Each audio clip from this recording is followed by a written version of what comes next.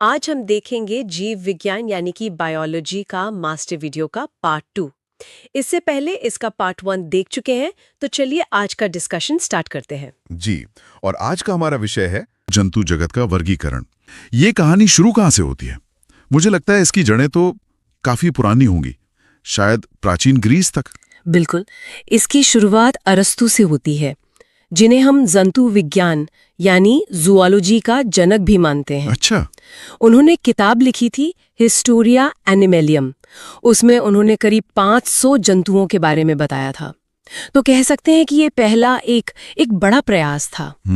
लेकिन जो आधुनिक सिस्टम हम आज इस्तेमाल करते हैं, उसकी नींव रखी कैरोलस लिनियस ने। Okay, Linnaeus. हाँ, उन्होंने एक तरीका बनाया जिसे हम वर्गीकरण या टैक्सोनॉमी कहते हैं। इसके मतलब 3 बुनियादी कदम हैं। 3 कदम? हाँ, पहले जीव की पहचान करो, फिर उसे सही समूह में वर्गीकृत करो और आखिर में उसे एक वैज्ञानिक नाम दो। यानी एक तरह का बायोलॉजिकल एड्रेस सिस्टम। बिल्कुल, एकदम सही शब्द। तो लिनियस ने सबसे पहले दुनिया के सारे जीवों को 2 बड़े हिस्सों में बांटा था। कौन कौन से? पादप जगत यानी प्लांट किंगडम और जंतु जगत यानी एनिमल किंगडम। आज हम इसी जंतु जगत की बात करेंगे। ठीक है। और जंतु जगत का जो पहला और सबसे बड़ा विभाजन है, वो इस आधार पर होता है कि जीव एक कोशिका से बना है या एक से ज्यादा। अच्छा, तो एक तरफ हो गए एक कोशिकीय जीव, मतलब यूनिसेल्यूलर। हाँ, और दूसरी तरफ हम जैसे बहुकोशिकीय, मल्टीसेल्यूलर। एकदम सही। एक कोशिकीय प्राणियों को प्रोटोजोआ संघ में रखा गया है। प्रोटोजोआ? हाँ, प्रोटो का मतलब ये पहला। ऐसा मानते हैं कि ये पृथ्वी पर आने वाले पहले जंतु थे। अच्छा, सबसे पहले। और क्योंकि ये बस एक कोशिका के हैं, तो इनमें कोई ऊतक या अंग जैसा कुछ नहीं होता। तो ये दिखते कैसे होंगे? मेरे दिमाग में तो बस एक गोल सा धब्बा आ रहा है। कई तो वैसे ही होते हैं, जैसे अमीबा, जिसका कोई तय आकार ही नहीं होता। वो अपने शरीर को किसी भी तरफ फैलाकर अपना भोजन पकड़ लेता है। लेकिन कुछ बहुत दिलचस्प आकार के भी हैं। जैसे पैरामीशियम।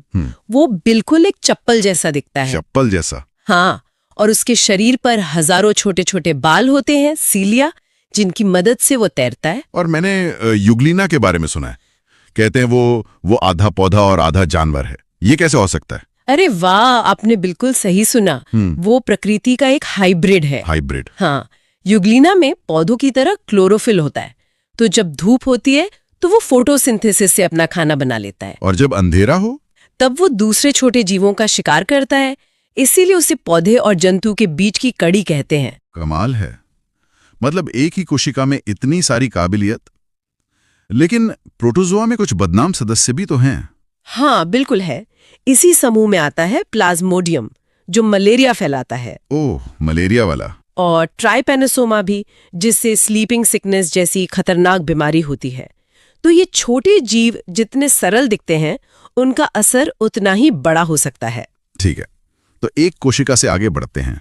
जब कोशिकाओं ने मिलकर एक टीम बनाना सीखा, यानी बहुकोशिकीय जीवन शुरू हुआ, तो पहला कदम क्या था? जीवन का अगला कदम था मेटाजोआ, यानी बहुकोशिकीय जीव।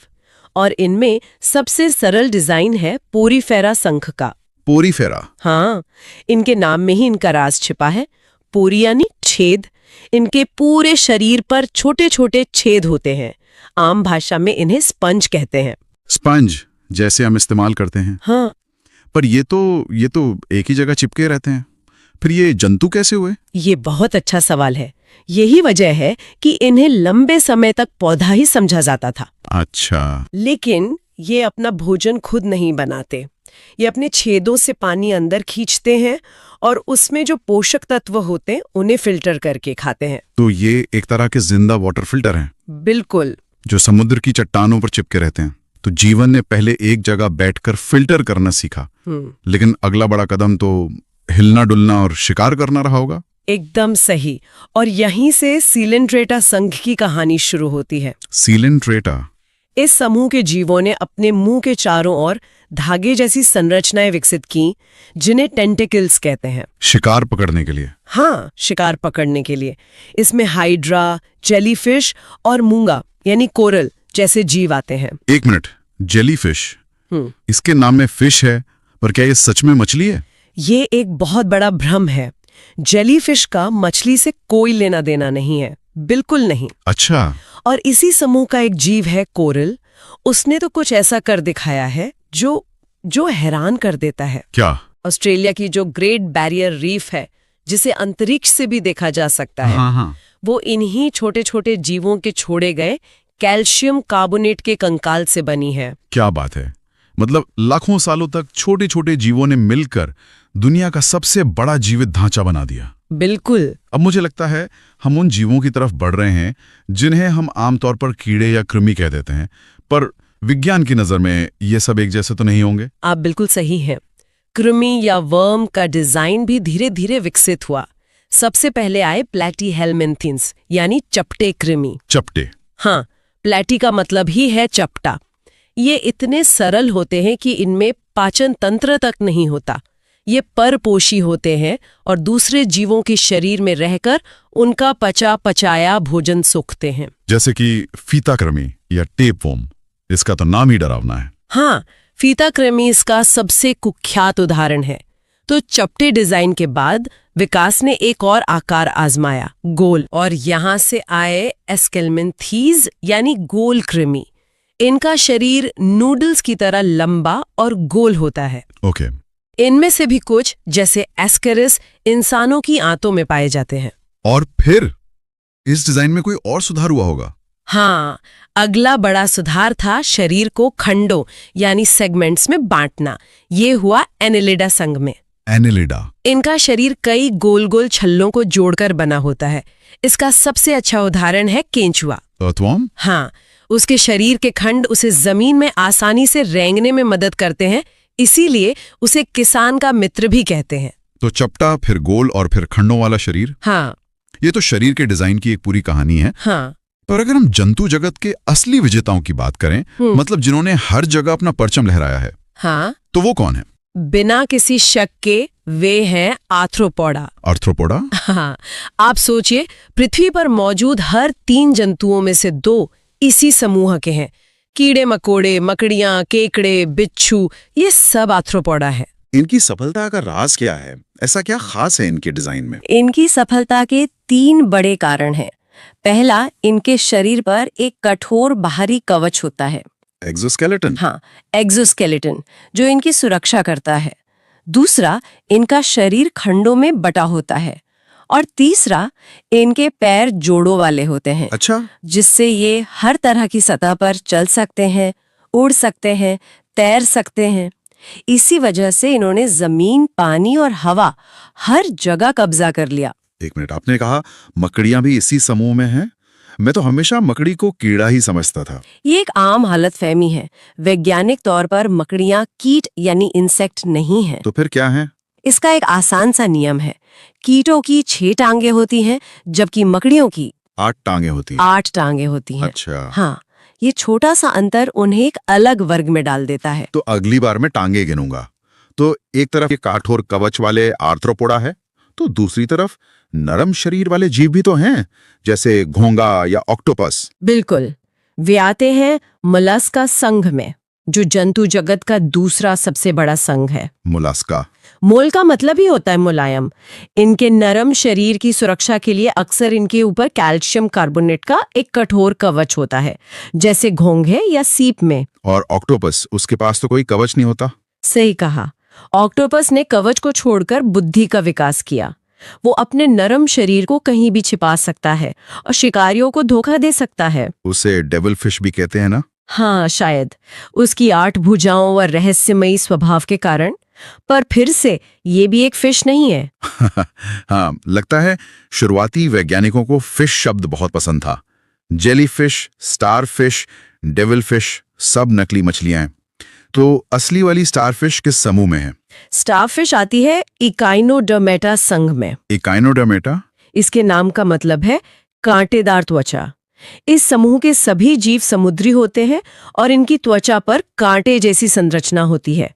स्टारफिश के अलावा समुद्री अर्चिन और समुद्री खीरा भी इसी में आते हैं। ठीक है, तो हमने बिना रीढ़ की हड्डी वाले जीवों की एक बड़ी दुनिया देख ली। अब उस समूह की ओर चलते हैं जिससे हम सबसे ज्यादा परिचित हैं, मतलब रीढ़ की हड्डी वाले जीव। हाँ, अब हम आते हैं सबसे विकसित संघ पर, कॉर्डेटा। कोर्डेटा। इसमें वे सभी जीव आते हैं जिनके जीवन के किसी न किसी चरण में नोटोकॉर्ड, जो बाद में रीढ़ की हड्डी बनती है, वो पाई जाती है। अच्छा, इस संघ को हम 5 बड़े वर्गों में बांटकर आसानी से समझ सकते हैं। यानी मछलियां, मेंढक, सांप, पक्षी और हम इंसान, यही 5 वर्ग हैं। एकदम सही। पहला वर्ग है मत्स्य, यानी पाइसेस, मतलब मछलियां। ये गलफड़ों से सांस लेती हैं और इनके दिल में बस 2 चेम्बर होते हैं। ठीक है। दूसरा वर्ग है उभयचर, यानी एम्फेबिया, जैसे मेंढक। ये वो पहले जीव थे जिन्होंने पानी से निकलकर जमीन पर कदम रखने की हिम्मत की। इसीलिए ये पानी और जमीन दोनों पर रहते हैं। बिल्कुल।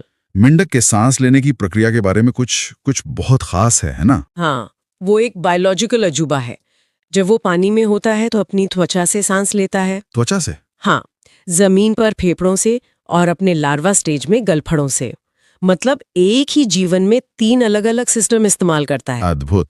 पानी से जमीन पर आने के बाद अगला कदम जमीन को पूरी तरह जीतना रहा होगा। और ये काम किया सरीसृप यानी रेप्टिलिया ने, रेंगने वाले जीवों ने। सांप, छिपकली, कछुए, मगरमच्छ, हाँ, इन्होंने मोटी त्वचा विकसित की ताकि जमीन पर पानी की कमी न हो और ये पूरी तरह फेफड़ों से सांस लेने लगे।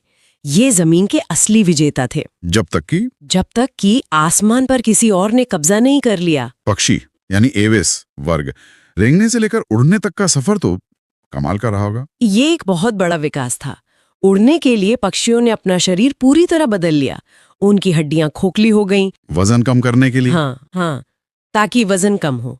शरीर का आकार एरोडायनामिक हो गया और उनके दिल में 4 चेम्बर विकसित हुए ताकि उन्हें उड़ने के लिए लगातार ऊर्जा मिलती रहे। लेकिन कुछ पक्षियों ने तो उड़ना छोड़ ही दिया, जैसे शुतुरमुर्ग या पेंगुइन। ऐसा क्यों? ये भी विकास का एक हिस्सा है।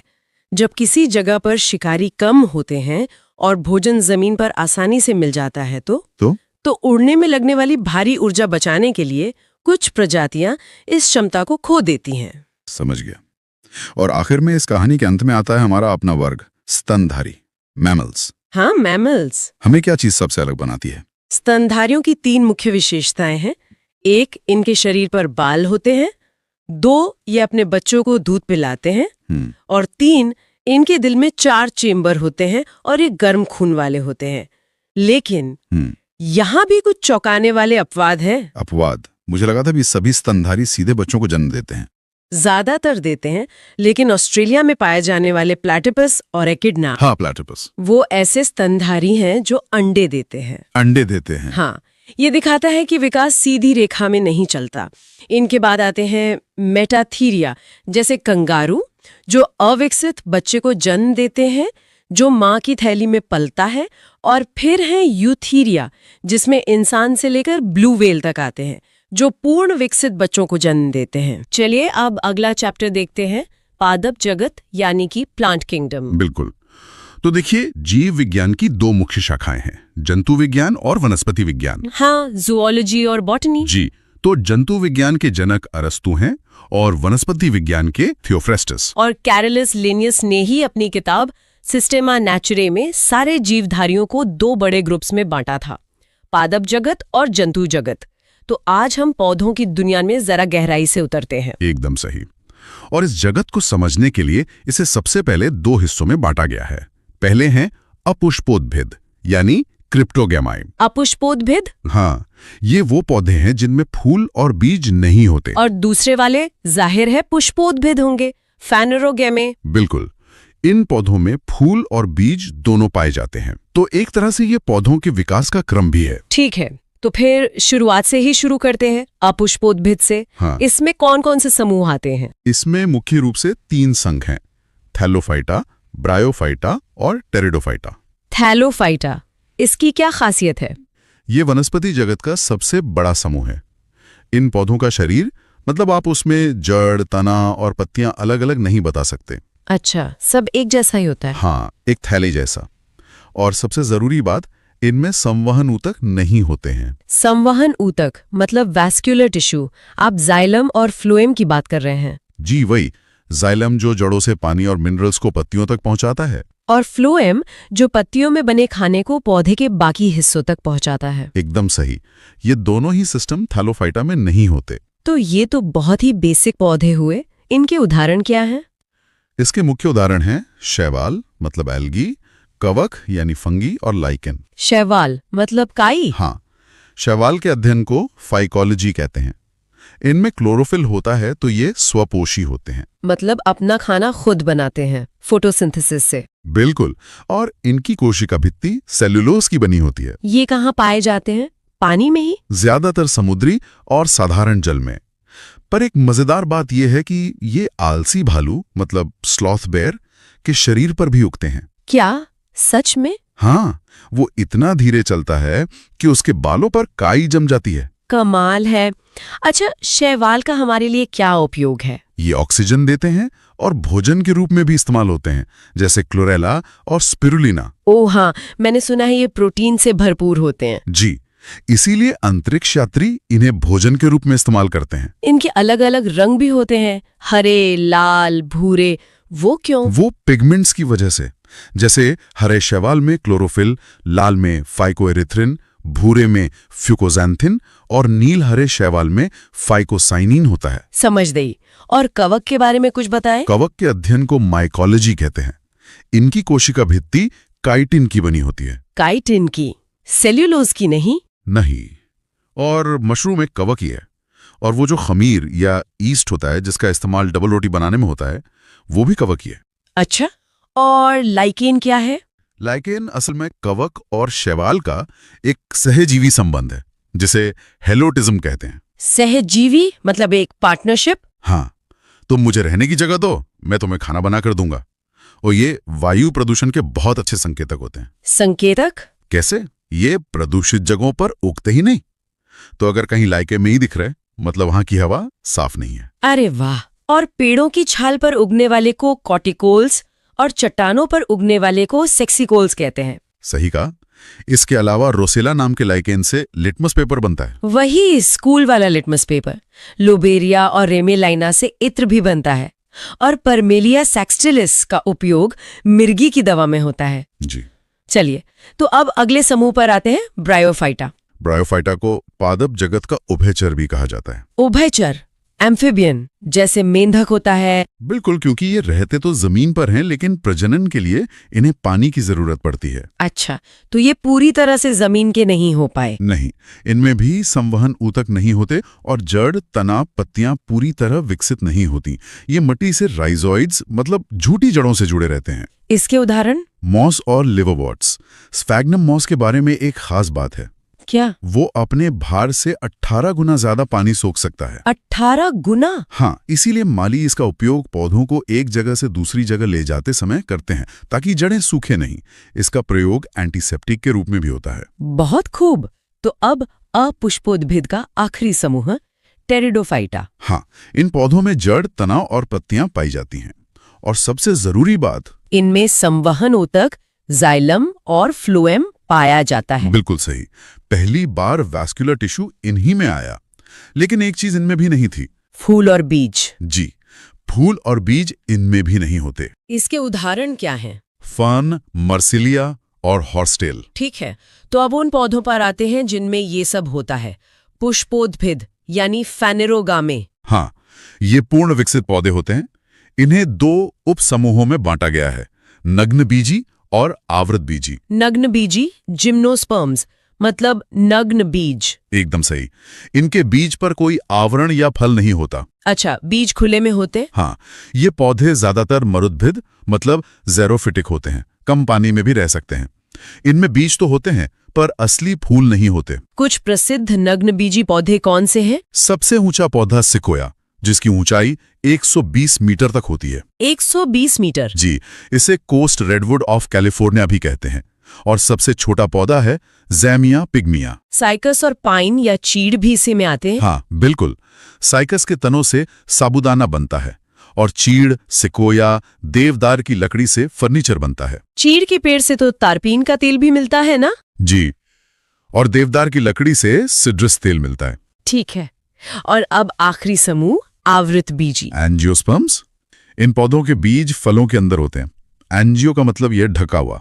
तो हमारे आसपास जो ज्यादातर पेड़ पौधे हैं वो यही हुए। हाँ, इनमें जड़, पत्ती, फूल, फल और बीज सब कुछ पूरी तरह से विकसित होता है। इन्हें भी आगे बांटा गया है। हाँ, बीज पत्रों मतलब कॉटिलिडॉन्स की संख्या के आधार पर 2 वर्गों में। कौन कौन से? एक बीजपत्री यानी मोनोकॉट्स और द्विबीजपत्री यानी डाइकॉट्स। तो इन दोनों में मुख्य अंतर क्या है बीजपत्र के अलावा? कई अंतर हैं, जैसे एक बीजपत्री में एक बीजपत्र होता है, द्विबीजपत्री में 2। वो तो नाम से ही साफ है। हाँ, फिर जड़ों को देखिए। एक बीजपत्री में रेशेदार मतलब फाइब्रस जड़ें होती हैं, एक गुच्छे जैसी। और द्विबीजपत्री में? उनमें मूसला यानी टैपरूट जड़ें होती हैं, एक मुख्य मोटी जड़। पत्तियों में भी कोई फर्क होता है? बिल्कुल, एक बीजपत्री की पत्तियों में समानांतर शिराएं होती हैं, पैरेलल वीनेशन, जैसे केले या गेहूं के पत्ते में। अच्छा, सीधी सीधी लाइनें। जी, जबकि द्विबीजपत्री में एक जाल जैसी शिराएं होती हैं, रेटिकुलेट वीनेशन, जैसे आम के पत्ते में। और फूलों से भी पहचान हो सकती है। हाँ, एक बीजपत्री में फूलों की पंखुड़ियां 3 या उसके गुणांक में होती हैं, 3, 6, 9। और द्विबीजपत्री में? 4 या 5 के गुणांक में। एकदम सही। वाह, तो इनके कुछ जरूरी उदाहरण भी बता दीजिए जो अक्सर परीक्षाओं में पूछे जाते हैं। जरूर। एक बीजपत्री यानी मोनोकॉट के उदाहरण हैं गेहूं, मक्का, चावल, ज्वार, बाजरा। मतलब ज्यादातर अनाज। हाँ, और इनके अलावा बांस, गन्ना, लहसुन, प्याज और सुपारी भी मोनोकॉट हैं। और द्विबीजपत्री के? द्विबीजपत्री या डाइकॉट के उदाहरण हैं सरसों, सूरजमुखी, मूली, शलगम, सेब, संतरा और नींबू। तना यानी स्टेम, पौधे का वो हिस्सा जो जमीन और पानी से दूर ऊपर की तरफ बढ़ता है। मतलब प्रकाश की ओर। हाँ बिल्कुल, प्रकाश की तरफ। इसीलिए इसे कहते हैं धनात्मक प्रकाशानुवर्ती। और गुरुत्वाकर्षण के विपरीत यानी ऋणात्मक गुरुत्वानुवर्ती। एकदम सही।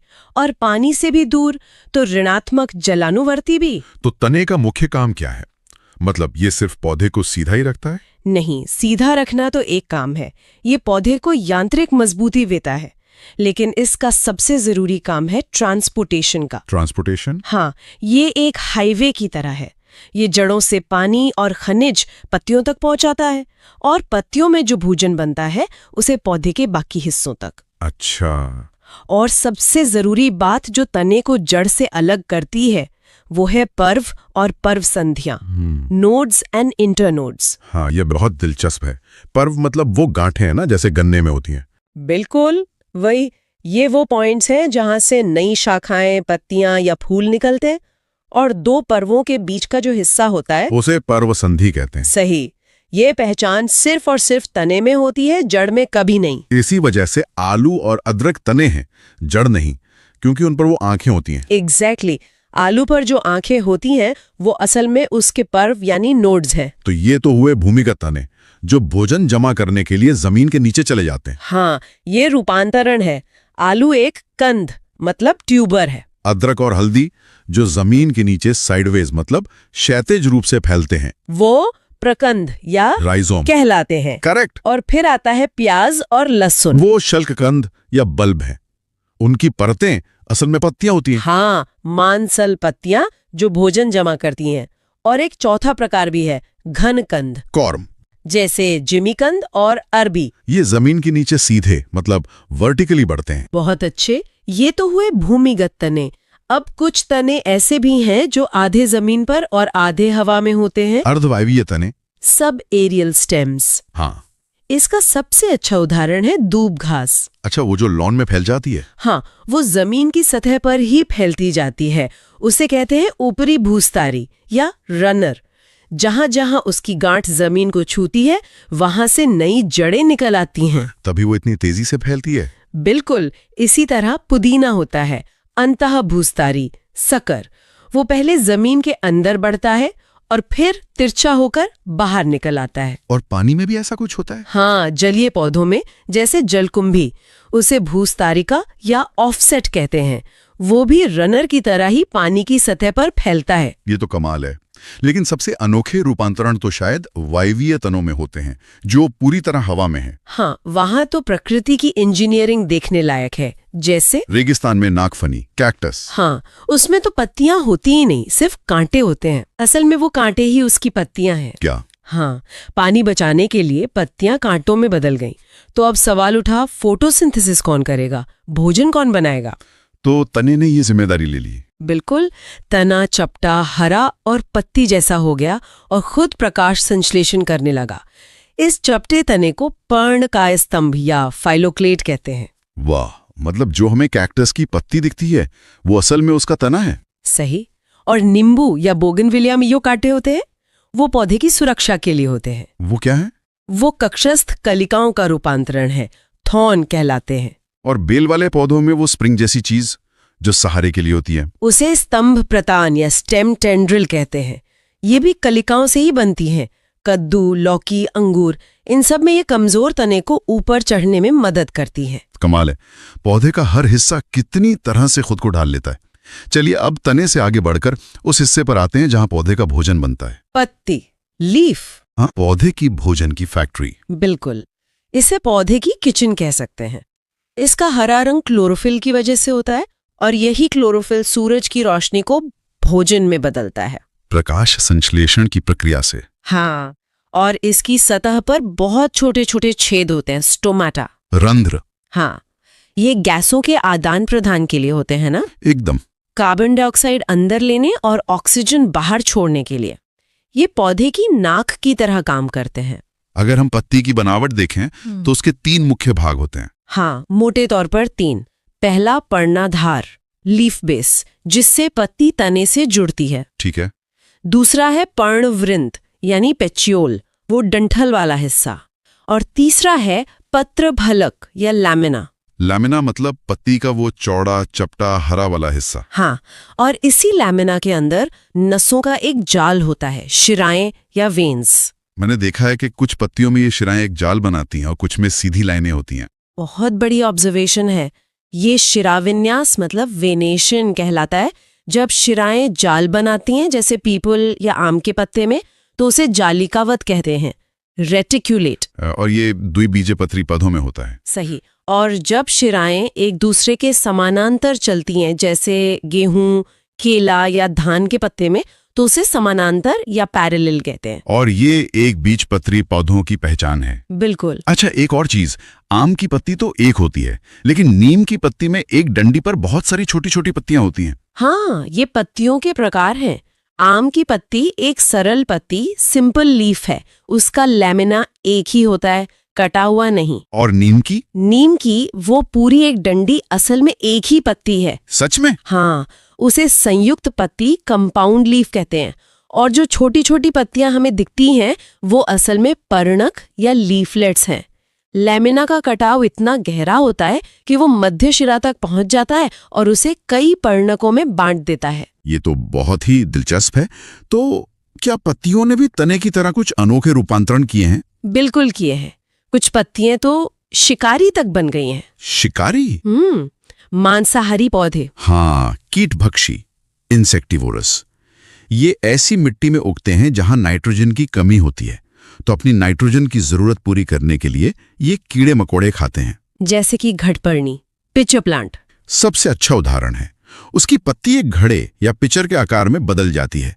कीड़े आकर्षित होकर अंदर गिरते हैं और फिर पौधा उन्हें पचा लेता है। ये भारत में भी मिलता है। हाँ, मेघालय में पाया जाता है। और वीनस फ्लाई ट्रैप? वो भी एक उदाहरण है। डायोनिया, उसकी पत्ती एक जबड़े की तरह होती है जो कीड़े के बैठते ही बंद हो जाती है। कमाल है। और चढ़ने में मदद करने के लिए भी पत्तियां बदलती हैं। हाँ, जैसे मटर में। मटर के पौधे में पत्ती का कुछ हिस्सा स्प्रिंग जैसे प्रतान मतलब टेंड्रिल में बदल जाता है। अच्छा, वो लीफ टेंड्रिल है। हाँ, वो किसी सहारे को पकड़कर पौधे को ऊपर चढ़ने में मदद करता है। और कैक्टस के कांटे तो हैं ही जो असल में पानी बचाने के लिए रूपांतरित हुई पत्तियां हैं। बिल्कुल, उन्हें पर्णकंटक या लीफ स्पाइन्स कहते हैं। तो अब जरा पौधे के सबसे बुनियादी हिस्से पर आते हैं जहां से सब कुछ शुरू होता है, जड़। हाँ, रूट। ये पौधे का वो हिस्सा है जो बीज के मूलांकुर या रेडिकल से विकसित होता है। और इसका काम तो हम सब जानते हैं, पौधे को मिट्टी में जमाए रखना और पानी और खनिज सोखना। बिल्कुल, ये पौधे का लंगर भी है और स्ट्रॉ भी। इसकी बढ़ने की दिशा तने से एकदम उल्टी होती है ना? हाँ, ये गुरुत्वाकर्षण की तरफ मतलब नीचे की ओर बढ़ती है, तो ये हुई धनात्मक गुरुत्वानुवर्ती। और पानी की खोज में भी जाती है तो धनात्मक जलानुवर्ती भी। सही। लेकिन रोशनी से दूर अंधेरे की तरफ, इसलिए ऋणात्मक प्रकाशानुवर्ती। जड़ के सिरे पर एक कैप भी होती है, मैंने पढ़ा है, रूट कैप। हाँ, मूल गोप, वो बहुत जरूरी है। जब जड़ कठोर मिट्टी में अपना रास्ता बनाती है तो ये कैप उसके नाजुक सिरे को घिसने से बचाती है, एक हेलमेट की तरह। और पानी सोखने का असली काम कौन करता है? वो करते हैं मूल रोम, रूट हेयर्स। ये जड़ के सिरे के ठीक पीछे होते हैं, लाखों पतले पतले धागे जैसे। तो क्या सभी जड़ें एक जैसी होती हैं या इनके भी प्रकार हैं? नहीं, मुख्य रूप से 2 तरह की होती हैं।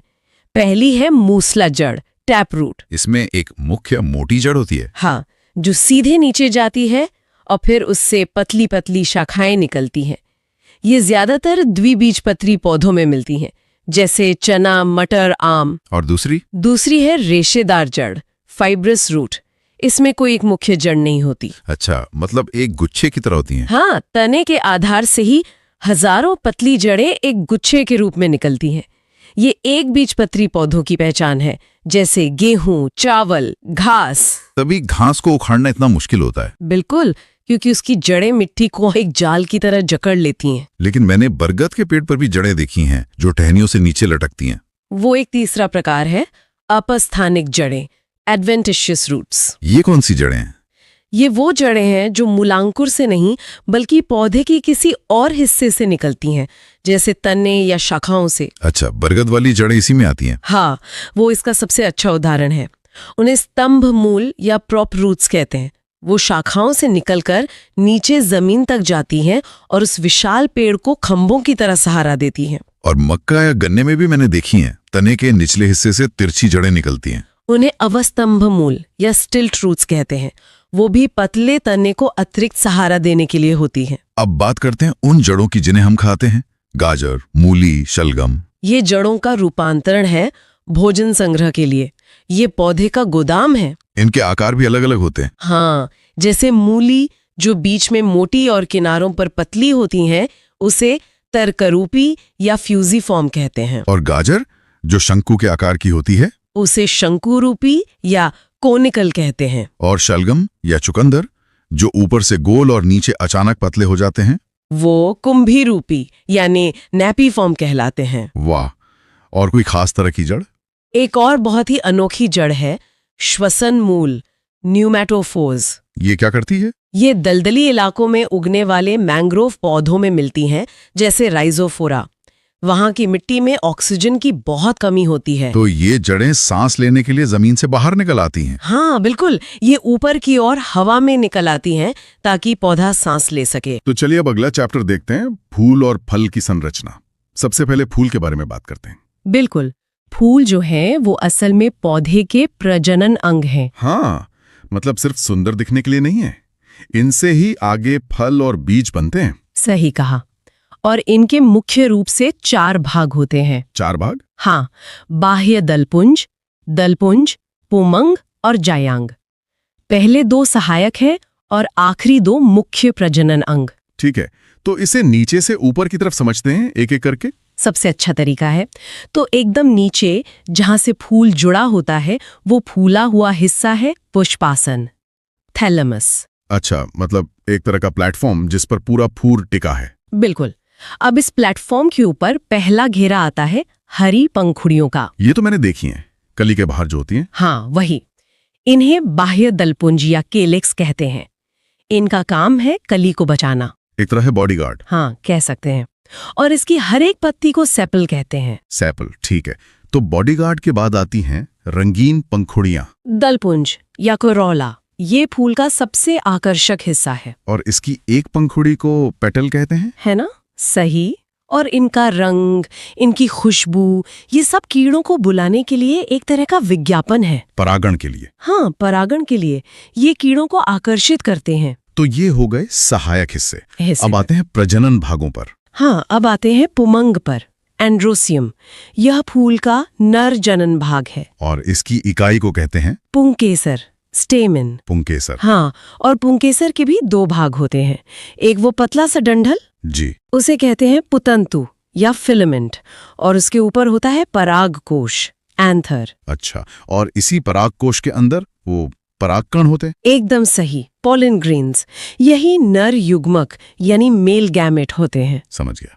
तो ये तो नर भाग हो गया। अब आते हैं फूल के केंद्र में मादा जनन भाग पर। जायांग, गाइनोइसियम। जायांग। और इसकी इकाई को कहते हैं स्त्री केसर या पिस्टल। ठीक है, बताइए। सबसे नीचे वो जो फूला हुआ हिस्सा है वो है अंडाशय, ओवरी।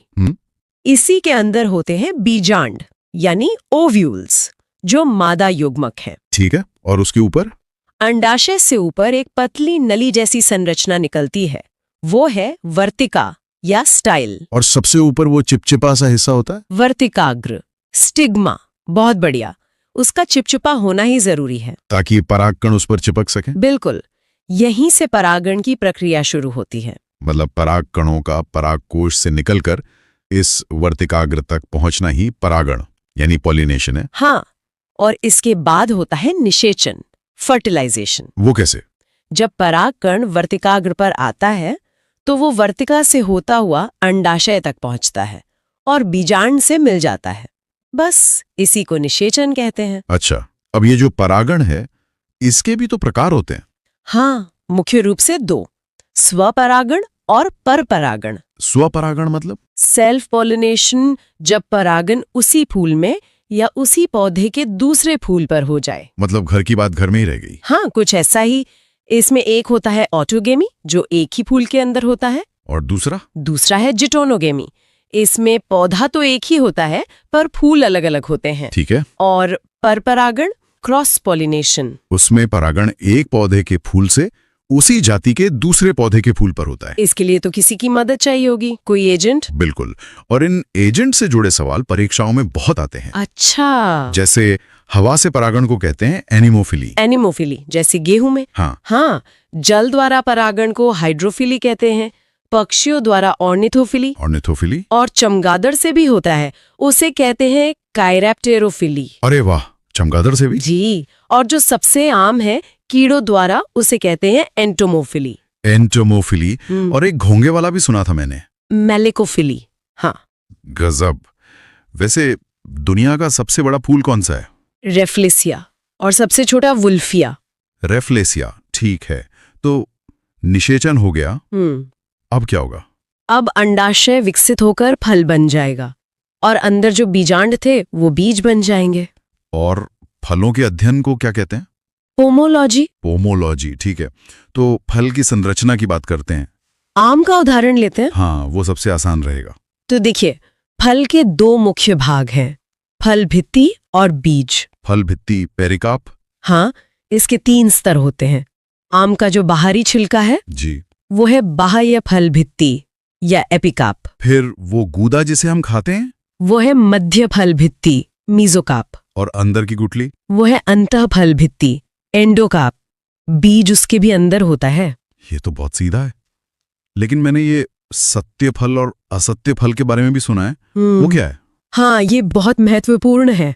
जो फल सिर्फ अंडाशय से विकसित हो वो सत्य फल है, ट्रू फ्रूट। जैसे आम, अमरूद। बिल्कुल। और जब फल बनने में अंडाशय के अलावा फूल का कोई और हिस्सा जैसे पुष्पासन भी भाग ले तो वो असत्य फल हुआ, फॉल्स फ्रूट। एकदम सही। और इसका सबसे जरूरी उदाहरण है सेब। सेब कैसे?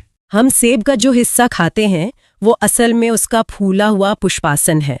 अंडाशय तो बीज के कोर में होता है, जिसे हम फेंक देते हैं। अरे, मतलब हम सेब नहीं, फूला हुआ पुष्पासन खा रहे हैं। हाँ, टेक्निकली। ये तो बहुत ही दिलचस्प है। और एक और प्रकार था बिना निषेचन वाला, अनिषेक फल, पार्थेनोकार्पिक फ्रूट।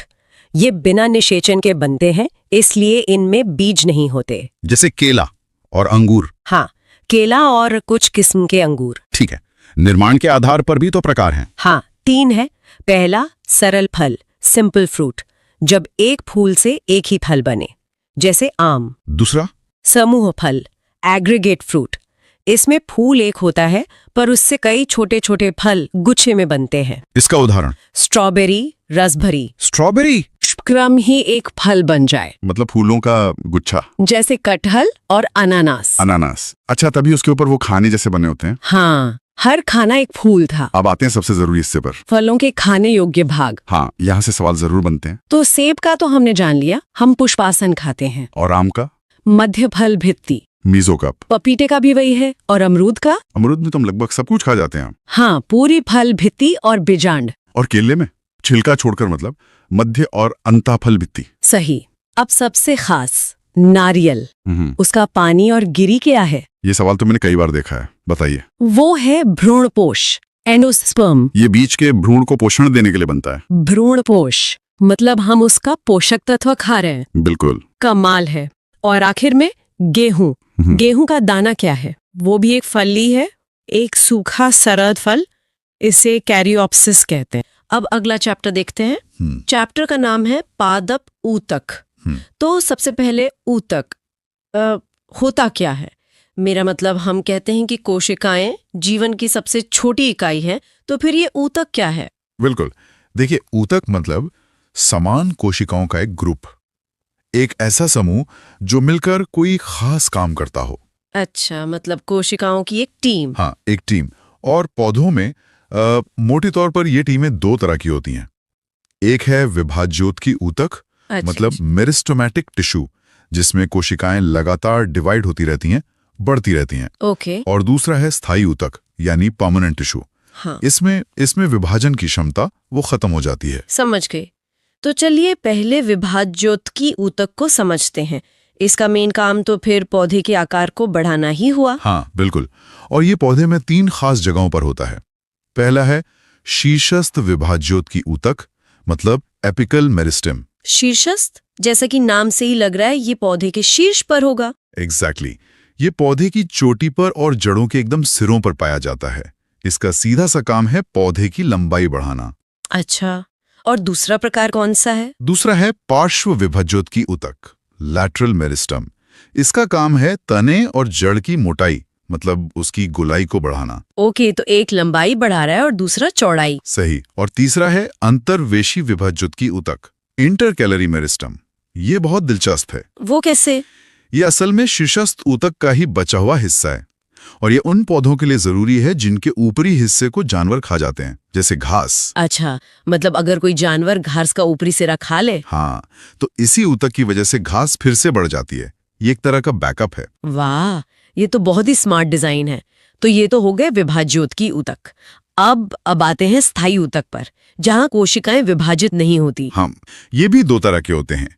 एक सरल ऊतक यानी सिंपल टिश्यू, और दूसरा जटिल ऊतक यानी कॉम्प्लेक्स टिश्यू। और इनमें क्या फर्क है? सरल ऊतक में बस एक ही टाइप की कोशिकाएं होती हैं, जबकि जटिल ऊतक में अलग अलग तरह की कोशिकाएं मिलकर एक टीम की तरह काम करती हैं। ठीक है।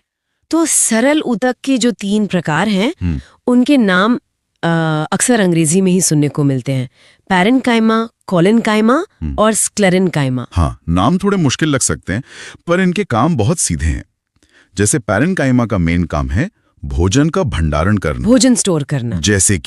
जैसे आलू और मूली में जो हिस्सा हम खाते हैं, वो ज्यादातर पैरेन्काइमा ही है। अच्छा, और कोलेन्काइमा? कोलेन्काइमा पौधे को लचीलापन देता है, फ्लेक्सिबिलिटी, और साथ में मजबूती भी। इसी की वजह से पौधे की टहनियां तेज हवा में बिना टूटे झुक जाती हैं। ओके, ये पौधे को फ्लेक्सिबल बनाता है। तो फिर स्क्लेरेन्काइमा क्या करता है? ये नाम थोड़ा सख्त लगता है। आपने सही पकड़ा। ये पौधे को कठोरता और मजबूती देता है। जैसे नारियल का जो बाहरी सख्त हिस्सा होता है, या अखरोट का छिलका, वो इसी ऊतक का बना होता है। अच्छा, इतना सख्त बनाता है। समझ गई। तो ये तो हो गए सरल ऊतक। अब जटिल ऊतक की बात करते हैं। हाँ, जटिल ऊतक में 2 सबसे जरूरी हैं, जाइलम और फ्लोएम। ये पौधों के, आप कह सकती हैं, ट्रांसपोर्ट सिस्टम की तरह काम करते हैं। हाँ, ये नाम तो सुने हैं। ज से जाइलम और ज से जल। ये याद रखने का अच्छा तरीका है। बिल्कुल सही। जाइलम का काम है जड़ों से जल और खनिज लवणों को पत्तियों तक पहुंचाना। और फ्लोएम, उसके लिए फ से फ्लोएम और फ से फूड। एकदम सही। फ्लोएम का काम है पत्तियों में बने भोजन को पौधे के बाकी हिस्सों तक पहुंचाना। तो एक पानी पहुंचा रहा है, दूसरा खाना। बहुत बढ़िया। तो ये तो ऊतकों की बात हो गई। हाँ, हाँ, अब पादप हार्मोन पर आते हैं। हाँ, पौधों की ग्रोथ के लिए बाहरी चीजों के अलावा कुछ अंदरूनी फैक्टर्स भी होते हैं। उन्हीं को हम पादप हार्मोन या फाइटो हार्मोन कहते हैं। ओके, तो क्या ये भी अलग अलग तरह के होते हैं?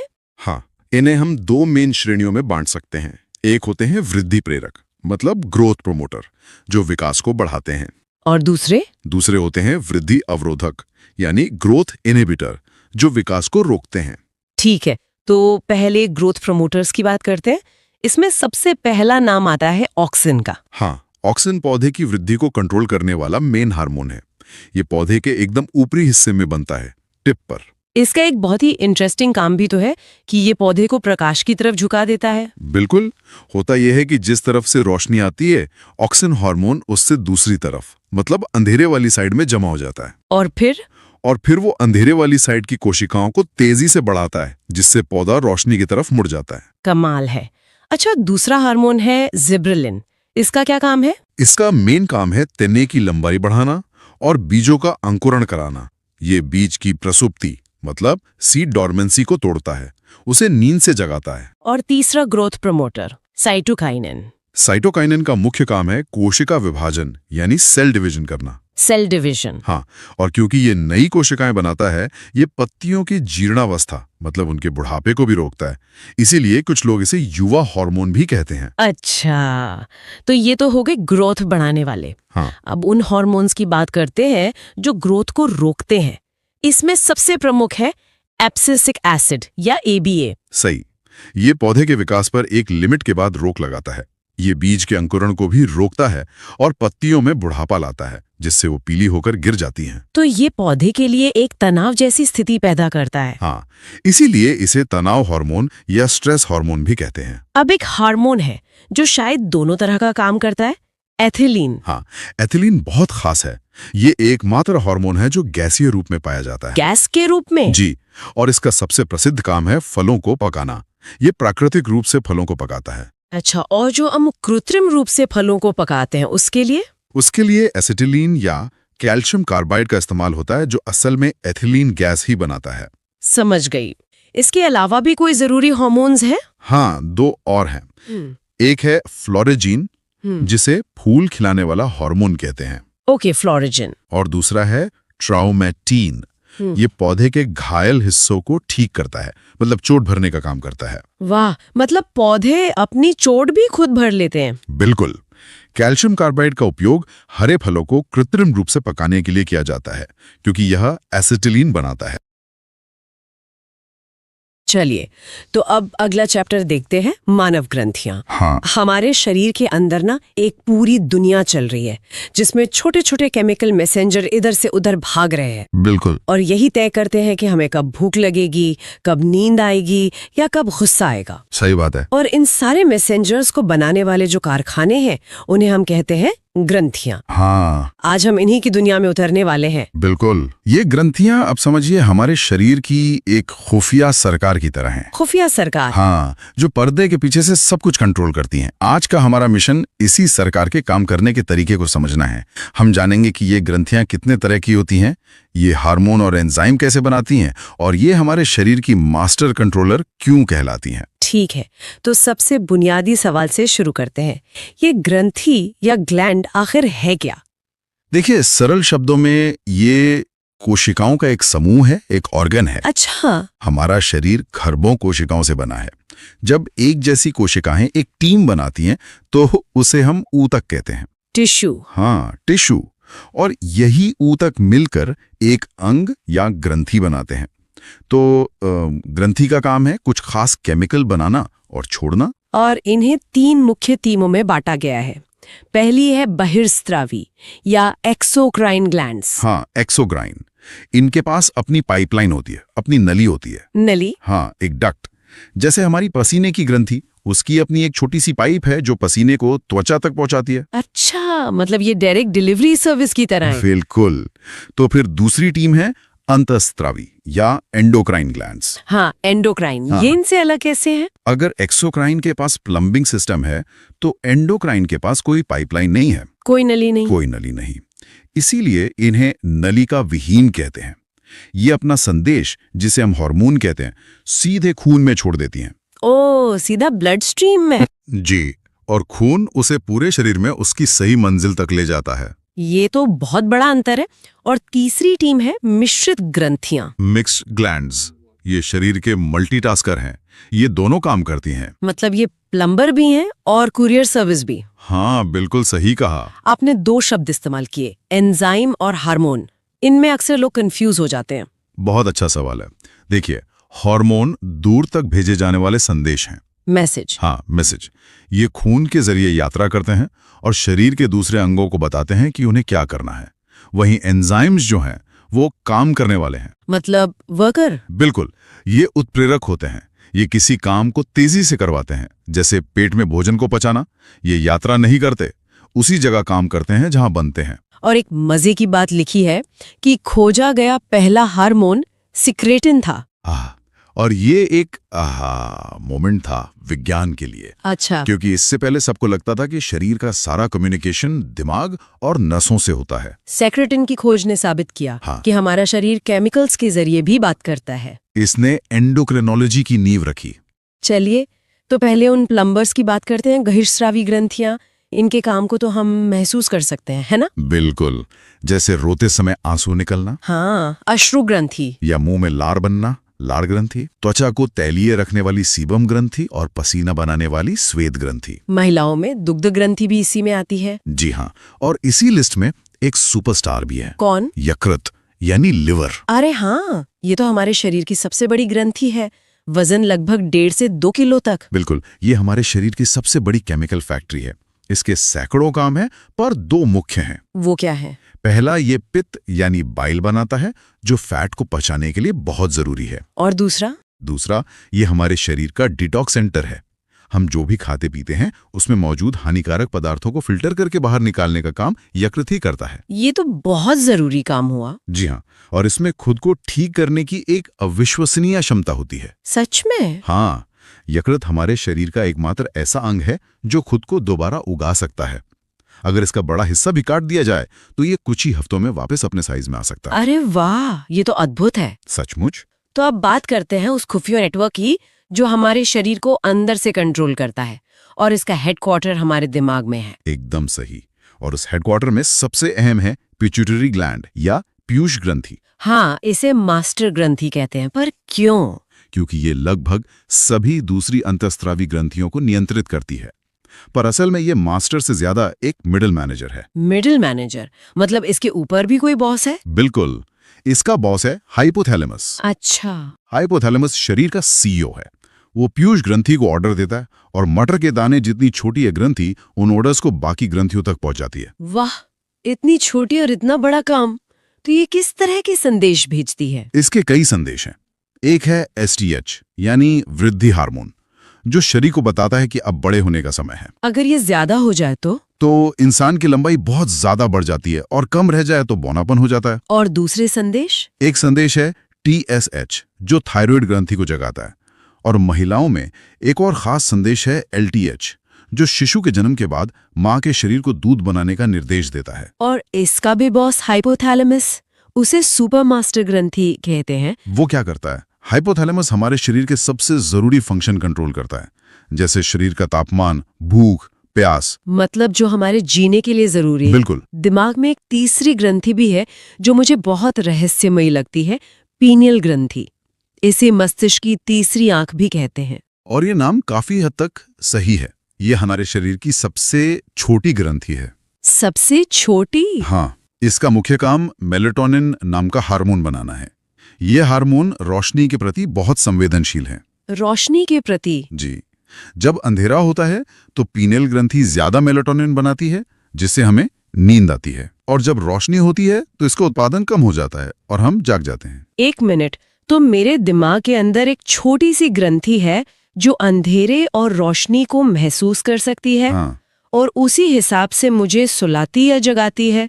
ये तो एक नेचुरल अलार्म क्लॉक जैसा है। बिल्कुल, इसीलिए इसे शरीर की जैविक घड़ी या बायोलॉजिकल क्लॉक कहते हैं। ओह, तभी कहते हैं कि रात में मोबाइल देखने से नींद नहीं आती। एकदम सही, क्योंकि स्क्रीन से निकलने वाली नीली रोशनी हमारी पीनियल ग्रंथि को कंफ्यूज कर देती है। उसे लगता है कि अभी भी दिन है और वो मेलेटोनिन नहीं बनाती। ये तो वाकई सोचने वाली बात है। चलिए दिमाग से नीचे उतरकर गले की ओर आते हैं, यहाँ पर थायराइड ग्रंथि है। हाँ, जो H आकार की होती है, यह हमारे शरीर की सबसे बड़ी अंतःस्रावी ग्रंथि है। सबसे बड़ी एंडोक्राइन। जी, इसे शरीर का एनर्जी रेगुलेटर कह सकते हैं। ये थायरॉक्सिन हार्मोन बनाती है जो तय करता है कि हमारा शरीर ऊर्जा का उपयोग कितनी तेजी से करेगा। और इसके लिए आयोडीन बहुत जरूरी है ना? जी। नमक के पैकेट पर हमेशा आयोडाइज्ड लिखा होता है। जी हाँ, क्योंकि थायरॉक्सिन बनाने के लिए आयोडीन कच्चा माल है। अगर भोजन में आयोडीन की कमी हो तो ये ग्रंथि ज्यादा मेहनत करने लगती है और सूजकर बड़ी हो जाती है। और इसी को घेंगा या गॉइटर कहते हैं। बिल्कुल। थायराइड की ठीक पीछे कुछ और छोटी ग्रंथियां भी होती हैं, पैराथायराइड। हाँ, ये 4 छोटी छोटी ग्रंथियां हैं। ये हमारे शरीर की कैल्शियम अकाउंटेंट हैं। Calcium accountant? हाँ, इनका एकमात्र काम खून में कैल्शियम के स्तर का हिसाब रखना है। अच्छा। कैल्शियम खून में ले आता है और जब ज्यादा हो जाता है तो दूसरा हार्मोन उसे वापस हड्डियों में जमा कर देता है। वाह, कितना सटीक सिस्टम है। बहुत ही सटीक। अब आते हैं छाती में स्थित थाइमस ग्रंथि पर। इसे प्रतिरक्षा तंत्र का राजा कहा जाता है। हाँ, पर इसके बारे में एक हैरान करने वाली बात है। वो क्या? ये कि ये ग्रंथि उम्र के साथ सिकुड़ती जाती है। क्या सिकुड़ जाती है? जी, ये हमारे शरीर की इम्यूनिटी की ट्रेनिंग एकेडमी है। बचपन और जवानी में ये हमारे टी सेल्स नाम के सैनिकों को ट्रेनिंग देती है कि दोस्त और दुश्मन में फर्क कैसे करना है। तो इसका मतलब जैसे जैसे हमारी उम्र बढ़ती है ये ट्रेनिंग एकेडमी छोटी होती जाती है। बिल्कुल। बुढ़ापे में ये सिकुड़कर बहुत छोटी रह जाती है और यही एक बड़ा कारण है कि वृद्ध लोगों की इम्यूनिटी कमजोर हो जाती है और वे ज्यादा बीमार पड़ते हैं। ये तो बहुत महत्वपूर्ण जानकारी है। चलिए अब पेट की ओर बढ़ते हैं। किडनी के ठीक ऊपर बैठी अधिवृक्क यानी एड्रीनल ग्लैंड। एड्रेनल ग्लैंड, इसे लड़ो या भागो वाली ग्रंथि कहते हैं। हाँ, ये हमारे शरीर का इमरजेंसी बटन है। Emergency button. कल्पना कीजिए आप सड़क पार कर रहे हैं और अचानक एक तेज रफ्तार गाड़ी सामने आ जाती है। जी। उस 1 सेकंड में आपके शरीर में जो कुछ भी होता है, दिल की धड़कन तेज हो जाती है, सांसें फूलने लगती हैं। सही, वो सब इस ग्रंथि की वजह से होता है। ये खतरे को देखते ही एड्रेनलिन नाम का हार्मोन खून में छोड़ देती है। अच्छा। ये हार्मोन शरीर को सुपरचार्ज कर देता है ताकि आप उस आपातकालीन स्थिति से लड़ सकें, फाइट, या भाग सके, फ्लाइट। इसीलिए इसे 3F ग्रंथि कहते हैं, फियर, फाइट, फ्लाइट। बिल्कुल। मुझे तो लगता है मेरी एड्रीनल ग्रंथि हर सुबह ट्रैफिक में ही अपना सारा कोटा पूरा कर लेती है। ये आज के समय की ये बड़ी समस्या है। अंत में अंतःस्रावी ग्रंथियों में आती है जनन ग्रंथियां या गोनाड्स। जी, जो पुरुषों और महिलाओं में अलग अलग होती हैं। पुरुषों में वृषण यानी टेस्टीज होते हैं जो टेस्टोस्टेरोन हार्मोन बनाते हैं। ये पुरुषों में दाढ़ी, मूंछ आने और आवाज के भारी होने के लिए जिम्मेदार है। हाँ। और महिलाओं में अंडाशय यानी ओवरीज होते हैं जो कई हार्मोन बनाते हैं। हाँ, मुख्य रूप से एस्ट्रोजन, प्रोजेस्टेरॉन और रिलैक्सिन।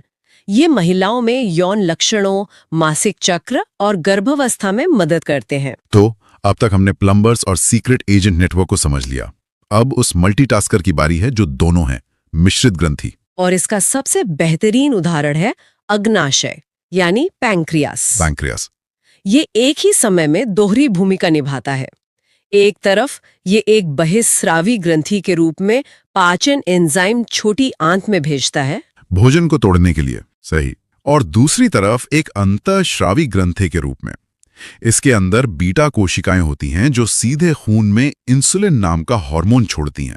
इंसुलिन, ये नाम तो बहुत सुना हुआ है, खासकर डायबिटीज के संबंध में। बिल्कुल। इसे ऐसे समझिए, इंसुलिन वो चाबी है जो हमारी शरीर की कोशिकाओं का ताला खोलती है ताकि खून में मौजूद शुगर यानी एनर्जी अंदर जा सके। अच्छा, तो डायबिटीज में क्या होता है? डायबिटीज में या तो ये चाबी बनती ही नहीं या फिर कोशिकाओं के तालों में जंग लग जाता है और वो चाबी से खुलते नहीं। तो इसका नतीजा क्या होता है? नतीजा ये कि सारी एनर्जी यानी शुगर खून में बाहरी तैरती रहती है जबकि शरीर की कोशिकाएं अंदर से भूखी मर रही होती हैं। बहुतायत के बीच भुखमरी। बिल्कुल यही होता है। अब अगला चैप्टर देखते हैं, मानव रोग। चलिए इस विषय की गहराई में उतरते हैं। सबसे पहले तो ये समझना जरूरी है कि हम स्वास्थ्य किसे कहते हैं। मतलब विश्व स्वास्थ्य संगठन WHO के अनुसार स्वास्थ्य क्या है? बिल्कुल, स्वास्थ्य का मतलब सिर्फ बीमारी का ना होना नहीं है। हाँ, स्वास्थ्य का मतलब है जब कोई व्यक्ति शारीरिक, मानसिक और सामाजिक तीनों ही स्तर पर पूरी तरह से ठीक हो। ये एक होलिस्टिक अप्रोच है। अच्छा, मतलब अगर कोई शरीर से फिट है लेकिन मानसिक रूप से परेशान है तो उसे स्वस्थ नहीं माना जाएगा। सही कहा। और जब इस संतुलन में गड़बड़ी होती है तभी रोग होते हैं। रोगों को समझने के लिए दो शब्द जानना बहुत जरूरी है, रोगजनक यानी पैथोजन और रोगवाहक यानी वेक्टर। हाँ, और ये अंतर समझना बहुत जरूरी है। सुनने में एक जैसे लगते हैं पर हैं बहुत अलग। देखिए, रोगजनक वो असली गुनहगार है जो बीमारी पैदा करता है, जैसे कोई बैक्टीरिया या वायरस। ओके। और रोगवाहक वो है जो इस गुनहगार को हम तक पहुंचाता है। अच्छा, जैसे मलेरिया में? बिल्कुल। मलेरिया में बीमारी पैदा करने वाला असली अपराधी तो प्लाज्मोडियम नाम का प्रोटोजोआ है। तो प्लाज्मोडियम रोगजनक हुआ? हाँ, और उसे हमारे शरीर तक पहुंचाने का काम करती है मादा एनोफिलीज मच्छर, तो वो हो गई रोगवाहक। यह तो बहुत साफ हो गया। तो चलिए सबसे पहले असली गुनहगारों यानी बैक्टीरिया से होने वाली बीमारियों से शुरू करते हैं। ठीक है। वैसे बैक्टीरिया की खोज एंटोनी वॉन ल्यूवेनहॉक ने की थी। उन्हें जीवाणु विज्ञान का पिता भी कहते हैं। लेकिन जीवाणु नाम उन्हें एरेनबर्ग ने दिया था। सही।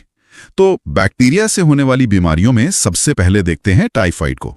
हाँ, टाइफाइड जिसे आंत्र ज्वर भी कहते हैं। इसका मतलब है आंत का बुखार, है ना? जी। इसका बैक्टीरिया सैल्मोनेला टाइफी दूषित पानी या खाने के जरिए हमारी आंतों पर हमला करता है। और इसके लिए एक खास टेस्ट भी होता है। हाँ, विडाल टेस्ट। ये नाम याद रखना जरूरी है। और हैजा यानी कॉलेरा? हाँ, वो भी तो आंतों पर ही असर डालता है। बिल्कुल। उसका बैक्टीरिया है विब्रियो कोलेरी। इसमें लगातार दस्त और उल्टी से शरीर में पानी की बहुत कमी हो जाती है। यानी ये दोनों बीमारियां हमें साफ सफाई की अहमियत सिखाती हैं। अब कुछ बीमारियां ऐसी हैं जो हमारे श्वसन तंत्र पर हमला करती हैं, जैसे निमोनिया। निमोनिया में डिप्लोकोकस न्यूमोनिये नाम का बैक्टीरिया सीधे हमारे फेफड़ों को मतलब लंग्स को निशाना बनाता है। अच्छा। फेफड़ों में पानी या मवाद भर जाता है, जिससे मरीज को तेज बुखार, ठंड और सांस लेने में तकलीफ होती है। और इसी से जुड़ा एक सवाल है, बचपन में एक टीका लगता है डीपीटी का, वो एक साथ 3 बीमारियों से बचाता है। ये कौन सी बीमारियां हैं? बहुत अच्छा सवाल है। डीपीटी में डी का मतलब है डिप्थीरिया। डिप्थीरिया? हाँ, इसमें बैक्टीरिया गले में एक मोटी झिल्ली बना देता है, जिससे श्वास नली ब्लॉक हो सकती है। मतलब ये बहुत खतरनाक हो सकता है। और पी का क्या मतलब है? पी का मतलब है पर्टूसिस, जिसे हम आम भाषा में काली खांसी कहते हैं। ओके। इसमें मरीज को खांसी के ऐसे दौरे पड़ते हैं कि सांस लेना मुश्किल हो जाता है। और टी मतलब टेटनस, जिसे लॉक जॉ भी कहते हैं। बिल्कुल। इसका बैक्टीरिया क्लोस्ट्रीडियम टेटानी घाव के जरिए शरीर में घुसकर हमारे तंत्रिका तंत्र पर हमला करता है। इसीलिए कहते हैं कि जंग लगी चीज से चोट लगने पर इंजेक्शन लगवा लेना चाहिए। जी। इससे मांसपेशियों में, खासकर जबड़े में भयानक अकड़ान आ जाती है। तो एक डीपीटी का टीका इन 3 बड़े खतरों से सुरक्षा देता है। कमाल है। अब एक और बीमारी की बात करते हैं, प्लेग।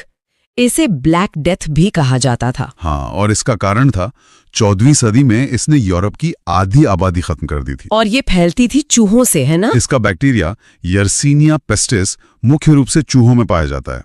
चूहों पर रहने वाले पिस्सू जब इंसानों को काटते हैं तो ये फैल जाता है। अच्छा। और ये शरीर में कहाँ हमला करता है? ये हमारे लसिका ग्रंथियों यानी लिम्फ नोड्स और फेफड़ों पर हमला करता है। ठीक है। अब 2 और बड़ी बीमारियां, कुष्ठ रोग और क्षय रोग यानी टीबी। इनके बैक्टीरिया के नाम भी मिलते जुलते हैं। हाँ, कुष्ठ रोग यानी लेप्रेसी का बैक्टीरिया है माइकोबैक्टीरियम लेप्री और टीबी का है माइकोबैक्टीरियम ट्यूबरकुलोसिस। कुष्ठ रोग त्वचा और नसों को प्रभावित करता है। जी, और इसके इलाज के लिए एमडीटी मतलब मल्टी ड्रग थेरेपी का इस्तेमाल होता है। वहीं टीबी मुख्य रूप से फेफड़ों पर हमला करती है। और टीबी से बचाव के लिए जन्म के समय बीसीजी का टीका लगाया जाता है। सही। और एक और बैक्टीरियल रोग है सिफिलिस, जो एक यौन संचारित रोग है। तो ये थी बैक्टीरिया की दुनिया। अब बात करते हैं उनसे भी छोटे और शायद ज्यादा चालाक दुश्मन की, वायरस। हाँ, वायरस। इनकी खोज रूसी वैज्ञानिक दिमित्री इवानोव्स्की ने की थी, तंबाकू के पत्ते में। और ये बैक्टीरिया से अलग कैसे हैं? वायरस को बढ़ने के लिए हमारी ही कोशिकाओं को हाईजैक करना पड़ता है। वो हमारी कोशिकाओं के अंदर घुसकर अपनी फैक्ट्री बना लेता है। इनसे होने वाली बीमारियां भी बहुत आम हैं, जैसे डेंगू, जिसे हड्डी तोड़ बुखार भी कहते हैं। ये नाम इसलिए पड़ा क्योंकि इसमें जोड़ों और मांसपेशियों में बहुत तेज दर्द होता है। और ये एडीज इजिप्टी मच्छर से फैलता है। हाँ, इसका वायरस है अर्बोवायरस।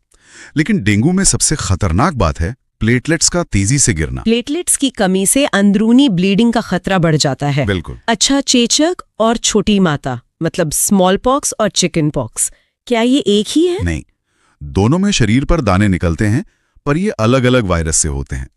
चेचक वैरियोला वायरस से होता था, जो बहुत जानलेवा था। लेकिन अब तो वो खत्म हो चुका है। हाँ, वैक्सीन की मदद से अब इसे दुनिया से मिटा दिया गया है। और छोटी माता वैरिसेला वायरस से होती है और ये कम गंभीर होती है। अब बात करते हैं पोलियो की। हाँ। आज भारत पोलियो मुक्त है, पर एक समय ये बहुत बड़ा खतरा था। पोलियो वायरस सीधे हमारे तंत्र पर हमला करता है, जिससे लकवा हो जाता है। जोनास सॉल्क द्वारा खोजी गई वैक्सीन ने दुनिया को इससे बचाया।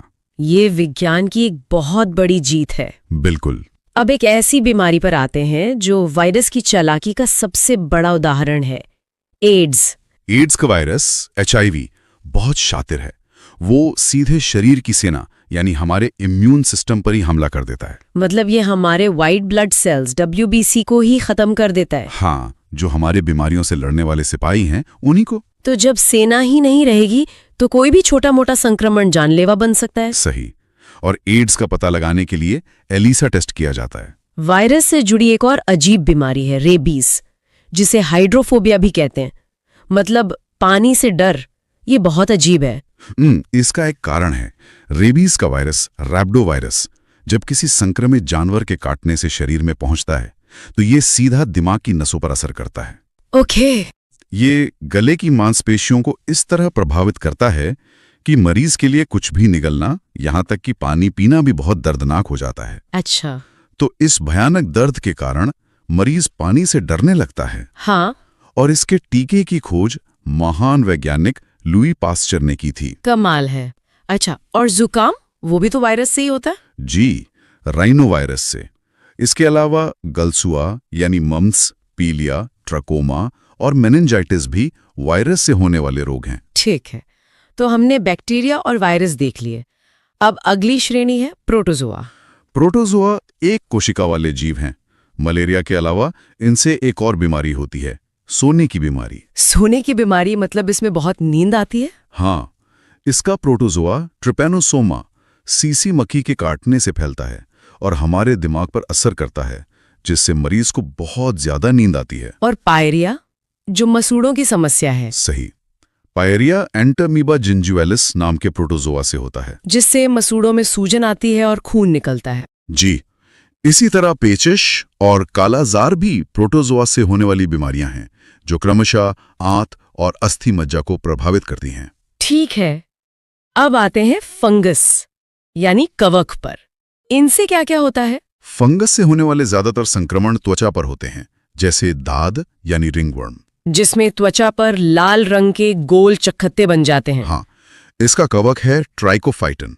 और एथलीट फुट, वो भी फंगस से होता है। ये नाम कैसे पड़ा? ये संक्रमण अक्सर उन एथलीट्स को होता है जिनके पैर जूतों में बंद रहने की वजह से नम रहते हैं। अच्छा। इसके अलावा दमा और गंजापन भी कुछ खास तरह के फंगस के कारण हो सकते हैं। तो ये वो बीमारियां थीं जो बाहरी जीवों से होती हैं, लेकिन कुछ बीमारियां तो हमें विरासत में मिलती हैं, मतलब आनुवंशिक रोग। हाँ, जेनेटिक डिजीज। ये हमारे DNA में हुई एक गलती की तरह हैं जो पीढ़ी दर पीढ़ी आगे बढ़ती है। इसका एक क्लासिक उदाहरण है हीमोफीलिया। हीमोफीलिया, जिसे शाही बीमारी भी कहते हैं। इसे शाही बीमारी इसलिए कहते हैं क्योंकि ये ब्रिटेन की महारानी विक्टोरिया के वंशजों में फैली थी। इसमें चोट लगने पर खून का थक्का आसानी से नहीं बनता। और एक और आम समस्या है वर्णांधता यानी कलर ब्लाइंडनेस। इसमें रोगी आमतौर पर लाल और हरे रंग में फर्क नहीं कर पाता। कुछ बीमारियां हमारे गुणसूत्रों यानी क्रोमोसोम्स की संख्या में गड़बड़ी से भी होती हैं, जैसे डाउन सिंड्रोम। बिल्कुल, एक स्वस्थ इंसान में 46 क्रोमोसोम होते हैं।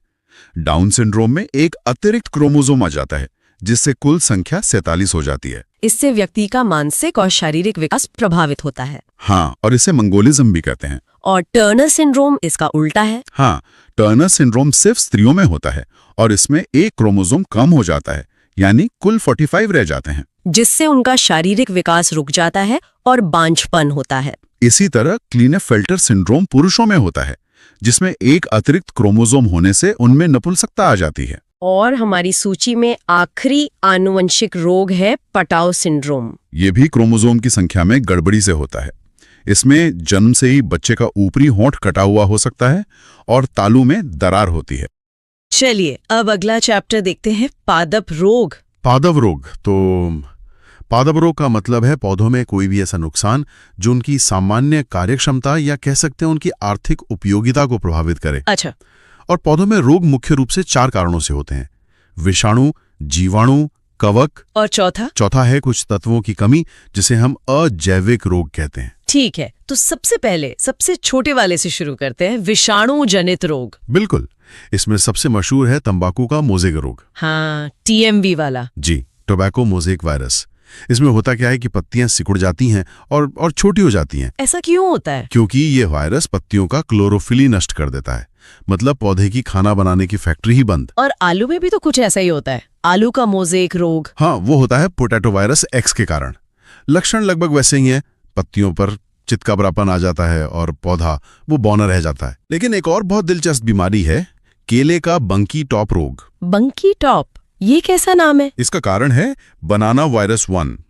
इसमें केले का पौधा बौना रह जाता है और उसकी सारी पत्तियां वो ऊपर की तरफ एक गुलाब की कली की तरह इकट्ठी हो जाती हैं। अरे वाह, एक गुच्छे की तरह। बिल्कुल, इसलिए इसे बंकी टॉप कहते हैं। और एक रंग परिवर्तन भी होता है ना वायरस की वजह से? जी हाँ, इसमें पत्तियों का हरा रंग खत्म हो जाता है और वे पीली या सफेद हो जाती हैं। इसके भी 2 पैटर्न हैं। कौन कौन से? एक है वेन क्लियरिंग। इसमें पत्ती की जो नसें होती हैं, मतलब शिराएं, वो पीली हो जाती हैं और बाकी हिस्सा हरा रहता है। तो दूसरा इसका उल्टा होगा, शिराएं हरी और बाकी पत्ती पीली। एकदम सही पकड़ा, उसे वेन बेंडिंग कहते हैं। चलिए, तो ये तो हो गए वायरस। अब आते हैं जीवाणु यानी बैक्टीरिया पर। हाँ, तो अब देखते हैं जीवाणु से होने वाले रोग। इसमें सबसे पहले है आलू का शैथिल्य रोग, जिसे रिंग रोग भी कहते हैं। जी, ये स्यूडोमोनास सोलेनेसियम जीवाणु से होता है। और इसे रिंग रोग क्यों कहते हैं? क्योंकि जब आप बीमार आलू को काटेंगे तो अंदर एक भूरे रंग का साफ साफ रिंग दिखाई देता है। अच्छा। अगला है कपास का ब्लैक आर्म रोग। नाम से तो लग रहा है कि इसमें कुछ काला पड़ जाता होगा। बिल्कुल, ये जांथोमोनास जीवाणु से होता है। इसमें पत्तियों पर पहले तो पानी जैसी छोटी छोटी संरचना बनती है जो बाद में भूरी हो जाती है और तनों पर काले धब्बे पड़ जाते हैं। और यही ज़ैंथोमोनास धान को भी नुकसान पहुंचाता है? हाँ, धान का अंगमारी रोग। इसका कारण ज़ैंथोमोनास ओराइजी जीवाणु है। इसमें पत्तियों पर पीले हरे धब्बे बनते हैं जो बाद में किनारों पर भूरे हो जाते हैं और पत्ती वो मुरझा जाती है। और नींबू में भी तो इसी का हमला होता है, साइट्रस कैंकर। हाँ, वो बहुत गंभीर रोग है। वो ज़ैंथोमोनास सिट्री के कारण होता है। मैंने देखा है इसमें फलों पर बहुत भद्दे दाग पड़ जाते हैं। सिर्फ फलों पर नहीं, इससे नींबू के फल, पत्तियां और यहाँ तक कि शाखाओं पर भी भूरे उभरे हुए दाग बन जाते हैं। ठीक है। और एक है गेहूं का टुंडू रोग। हाँ, ये कोरिमोबैक्टीरियम ट्रिटिकी जीवाणु से होता है। इसमें क्या होता है? इसमें पत्तियों का निचला भाग मुड़ जाता है, पर इसकी असली पहचान है गेहूं की बालियों से एक पीला चिपचिपा पदार्थ निकलता है। चिपचिपा पदार्थ? जी, और यही पदार्थ उन्हें नष्ट कर देता है, दाने बन ही नहीं पाते। तो पौधों में ज्यादातर बीमारियां तो शायद कवक यानी फंगस से होती है ना? बिल्कुल सही, सबसे बड़ा गिरोह इन्हीं का है। तो चलिए इनके कुछ कारनामे देखते हैं। आलू का वाट रोग। हाँ, ये सिंकाइट्रियम एंडोबायोटिकम नाम के कवक से होता है। वाट मतलब? मस्सा। अच्छा, तो इसमें आलू के ऊपर मस्से जैसी गांठें बन जाती हैं? बिल्कुल, काली मस्से जैसी गांठें। लेकिन आलू की इससे भी खतरनाक बीमारी है, उत्तर भावी अंगमारी, जिसे लेट ब्लाइट कहते हैं। हाँ, लेट ब्लाइट। ये फाइटोप्थोरा इन्फेस्टेंस कवक से होता है। पत्तियों पर पहले भूरे धब्बे बनते हैं जो बाद में बड़े होकर काले हो जाते हैं और पत्तियां ऐसा लगता है जैसे झुलस गई हों। बाजरे में भी एक बीमारी है, ग्रीन ईयर रोग। इससे डाउनी मिल्ड्यू भी कहते हैं शायद। जी, ये स्क्लेरोस्पोरा ग्लैमिनिकोला कवक के कारण होता है। इसमें बाजरे की बालियों में दानों की जगह हरे रेशे निकल आते हैं और फिर बाद में यही रेशे काले चूड़ में बदल जाते हैं, फसल पूरी बर्बाद। और गन्ने का लाल सड़न रोग तो बहुत आम है। हाँ, ये कोलेटोट्राइकम फल्किटम कवक से होता है। इसमें गन्ने को चीरने पर लाल धारियां दिखती हैं। जी, और उससे शराब जैसी एक खास गंध भी आती है। 1 मिनट, शराब जैसी गंध? मतलब ये फंगस अंदर फर्मेंटेशन कर रहा है? बिल्कुल, वो गन्ने के शुगर को सड़ा देता है। अच्छा, अब वो बीमारी जो परीक्षाओं में बहुत आती है, मूंगफली का टिक्का रोग। हाँ, ये सर्कोस्पोरा पर्सोनेटा कवक से होता है। टिक्का क्यों? क्योंकि इसमें मूंगफली की पत्तियों की दोनों सतहों पर गोल गोल धब्बे बन जाते हैं, बिल्कुल टीके जैसे। और गेहूं में रस्ट यानी किट्टू रोग। वो पक्सीन या ग्रिमिनस ट्रीटी की कवक से होता है। बहुत बड़ा खतरा है ये। इसमें गेहूं की पत्तियों और तनों पर लोहे की जंग की तरह लाल भूरे धब्बे बन जाते हैं। अच्छा, और गेहूं का ढीला कंड, लूज स्मट? वो होता है अस्टिलागो न्यूडा ट्रीटी की कवक से। इसमें गेहूं की बालियां वो पूरी तरह काले पाउडर जैसे पदार्थ से भर जाती हैं। मतलब दानों की जगह सिर्फ काला पाउडर? हाँ, बिल्कुल राख जैसा। बाप रे, तो ये तो सब बाहरी दुश्मन हो गए। अब बात करते हैं अजैविक रोगों की, जो अंदर की कमी से होते हैं। बिल्कुल, पोषक तत्वों की कमी से, जैसे नींबू का डाइबैक रोग। ये कॉपर यानी तांबे की कमी से होता है। सही। और आंवले में आंतरिक निक्रोसिस। ये बोरॉन की कमी से। और आम में लिटिल लीफ रोग। ये होता है जस्ता यानी जिंक की कमी से। बिल्कुल। अब एक बहुत महत्वपूर्ण है, मटर में मार्श रोग। ये मैंगनीज की कमी से होता है। हाँ, और एक और महत्वपूर्ण है, धान में खैरा रोग। ये भी तो जस्ता यानी जिंक की कमी से ही होता है। जी हाँ। और फूल गोभी में विपटेल रोग। वो मोलिब्डेनम की कमी से होता है। अच्छा, और चुकंदर में हार्ट रोट? वो बोरॉन की कमी से होता है। और एक और है, फूल गोभी में ब्राउनिंग रोग। वो भी बोरॉन की कमी के कारण होता है। और आखिरी, आलू का ब्लैक हार्ट रोग। ये तो बहुत दिलचस्प लगता है। हाँ, क्योंकि ये किसी तत्व की कमी से नहीं होता। तो फिर? ये भंडारण के समय मतलब स्टोरेज में ऑक्सीजन की कमी के कारण होता है। मतलब अगर आलू को ठीक से हवा न मिले? हाँ, तो उसका अंदर का हिस्सा, उसका दिल गलकर काला पड़ जाता। तो चलिए अब अगला चैप्टर देखते हैं, आनुवंशिकी यानी जेनेटिक्स। जेनेटिक्स मतलब ये एक ऐसा विज्ञान है जो बताता है कि हम जो हैं वो क्यों हैं। बिल्कुल, एक तरह से ये जीनों का विज्ञान है। ये बताता है कि जो गुण है वो एक पीढ़ी से दूसरी पीढ़ी में कैसे ट्रांसफर होते हैं। अच्छा। और इसके अंदर हम मुख्य रूप से दो चीजें पढ़ते हैं। एक तो है आनुवंशिकता यानी हेरिडिटी। हेरिडिटी, हाँ। और दूसरी चीज है विभिन्नता यानी वेरिएशंस, जो हमें एक दूसरे से अलग बनाती हैं। तो ये जो सारी जानकारी है हमारे गुणों की, ये हमारे शरीर में स्टोर कहाँ होती है? देखिए, ये हमारे शरीर की हर कोशिका मतलब हर एक सेल के अंदर होती है। हर सेल में? हाँ, हर सेल के अंदर होता है केंद्रक यानी न्यूक्लियस। और उस न्यूक्लियस के अंदर होते हैं गुणसूत्र, जिन्हें हम क्रोमोसोम कहते हैं। अच्छा, क्रोमोसोम के अंदर? हाँ, और क्रोमोसोम के अंदर होता है डीएनए, और डीएनए की बनावट में ही जीन पाए जाते हैं। तो असल में जीन ही वो यूनिट है। बिल्कुल, यही जीन है जो सारी आनुवांशिक जानकारी को अगली पीढ़ी तक पहुंचाते हैं। ठीक है, तो अब कुछ जरूरी जो फैक्ट्स हैं या खोज हैं उन पर बात करते हैं। हाँ, जैसे जो जेनेटिक्स शब्द है, इसका सबसे पहला प्रयोग 1905 में वॉटसन ने किया था। अच्छा, वॉटसन ने। और फादर ऑफ जेनेटिक्स किसे कहते हैं? ये तो बहुत फेमस नाम है। हाँ, वो है ग्रेगर जोहान मेंडल। मेंडल जी, क्योंकि उन्होंने ही सबसे पहले इस पे इतना विस्तार से अध्ययन किया था। और मॉडर्न जेनेटिक्स के पिता? वो अलग है। हाँ, फादर ऑफ मॉडर्न जेनेटिक्स कहा जाता है टीएच मॉर्गन को। टीएच मॉर्गन, ठीक है।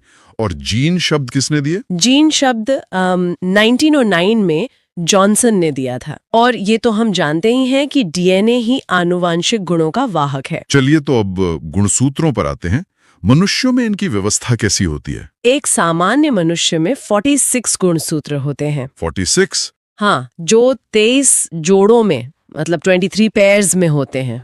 अच्छा। इनमें से जो 44 गुणसूत्र हैं यानी 22 जोड़े, हाँ। वो कहलाते हैं ऑटोसोम। ऑटोसोम। इनका क्या काम है? इनका काम है शरीर का निर्माण करना। मतलब हमारी जो अंग है, बनावट है, वो सब। ठीक है, तो ये 44 हो गए। और बाकी के दो? बाकी का जो एक जोड़ा है, हाँ। यानी 2 गुणसूत्र, हाँ। वो होते हैं सेक्स क्रोमोसोम। अच्छा। और जैसा नाम से पता चल रहा है, हाँ। ये लिंग का निर्धारण करते हैं। तो ये पुरुष और महिला में कैसे अलग होता है? पुरुष में मतलब मेल में 44 ऑटोसोम के साथ XY गुणसूत्र होते हैं। XY। और महिला में यानी फीमेल में 44 के साथ XX गुणसूत्र होते हैं। XX। तो इसका मतलब ये हुआ कि संतान का लिंग वो तो पिता के गुणसूत्र से ही तय होगा। बिल्कुल, क्योंकि माँ से तो हमेशा X क्रोमोसोम ही आएगा। सही बात है। अगर पिता से Y गुणसूत्र आता है तो माँ के X से मिलकर लड़का XY होगा, और अगर पिता से X क्रोमोसोम आता है तो लड़की XX होगी। ये जानना बहुत जरूरी है। चलिए अब वापस मेंडल के प्रयोगों पर चलते हैं।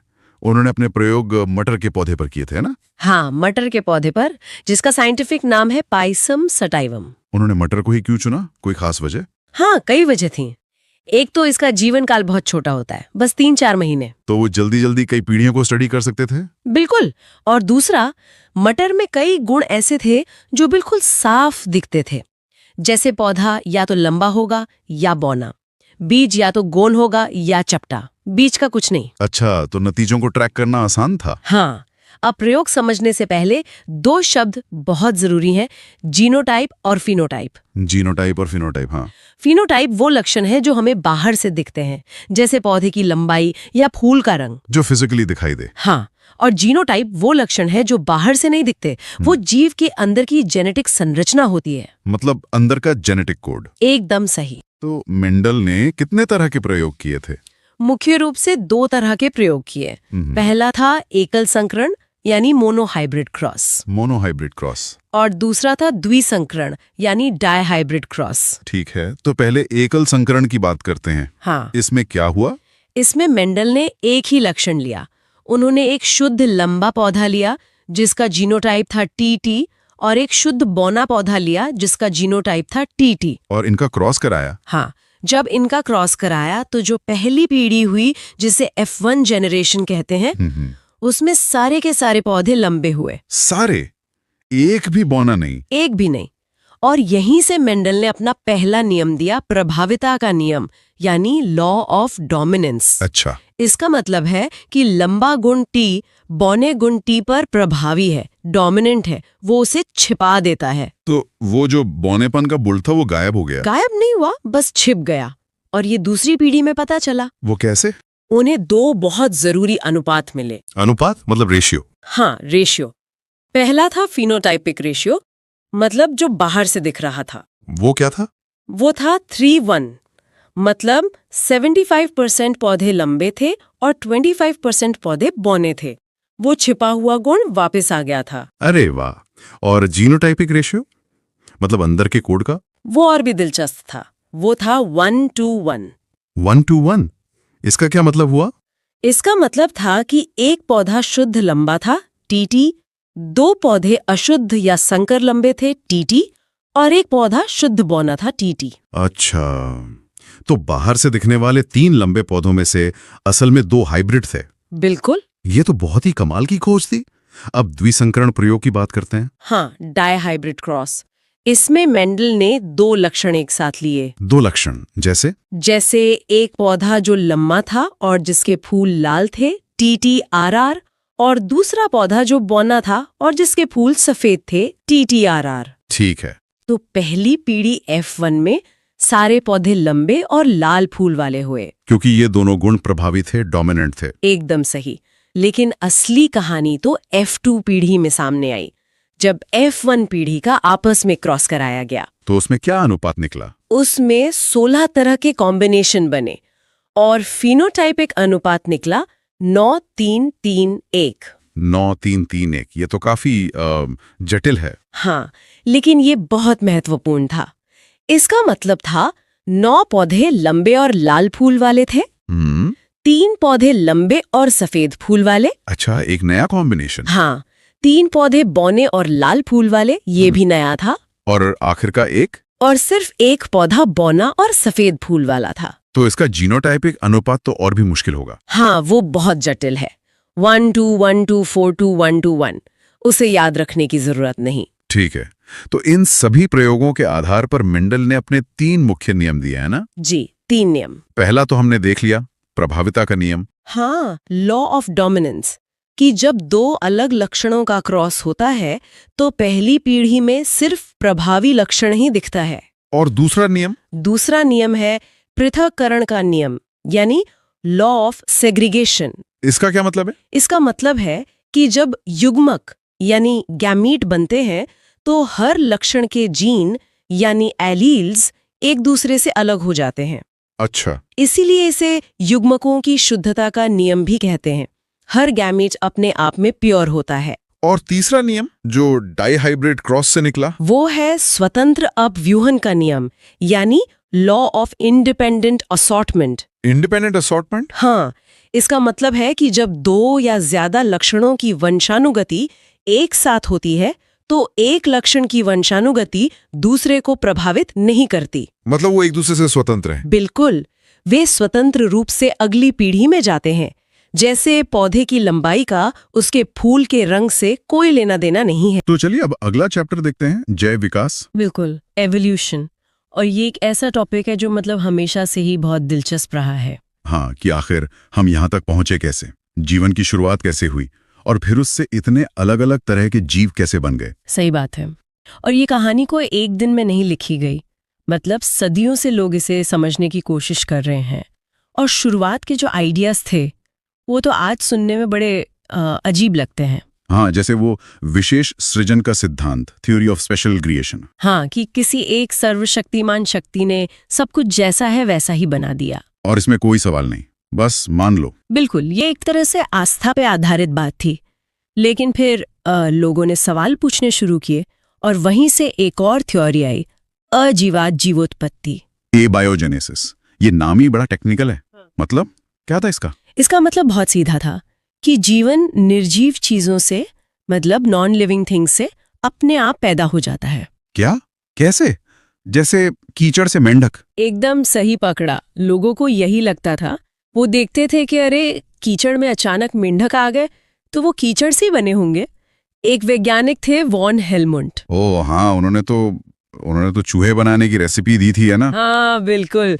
उनका दावा था कि अगर एक पसीने से भीगी कमीज को गेहूं के साथ रख दो तो बस 21 दिन में चूहे अपने आप पैदा हो जाएंगे। क्या बात है! जबकि असल में चूहे तो बस वहां आ जाते होंगे। वही तो।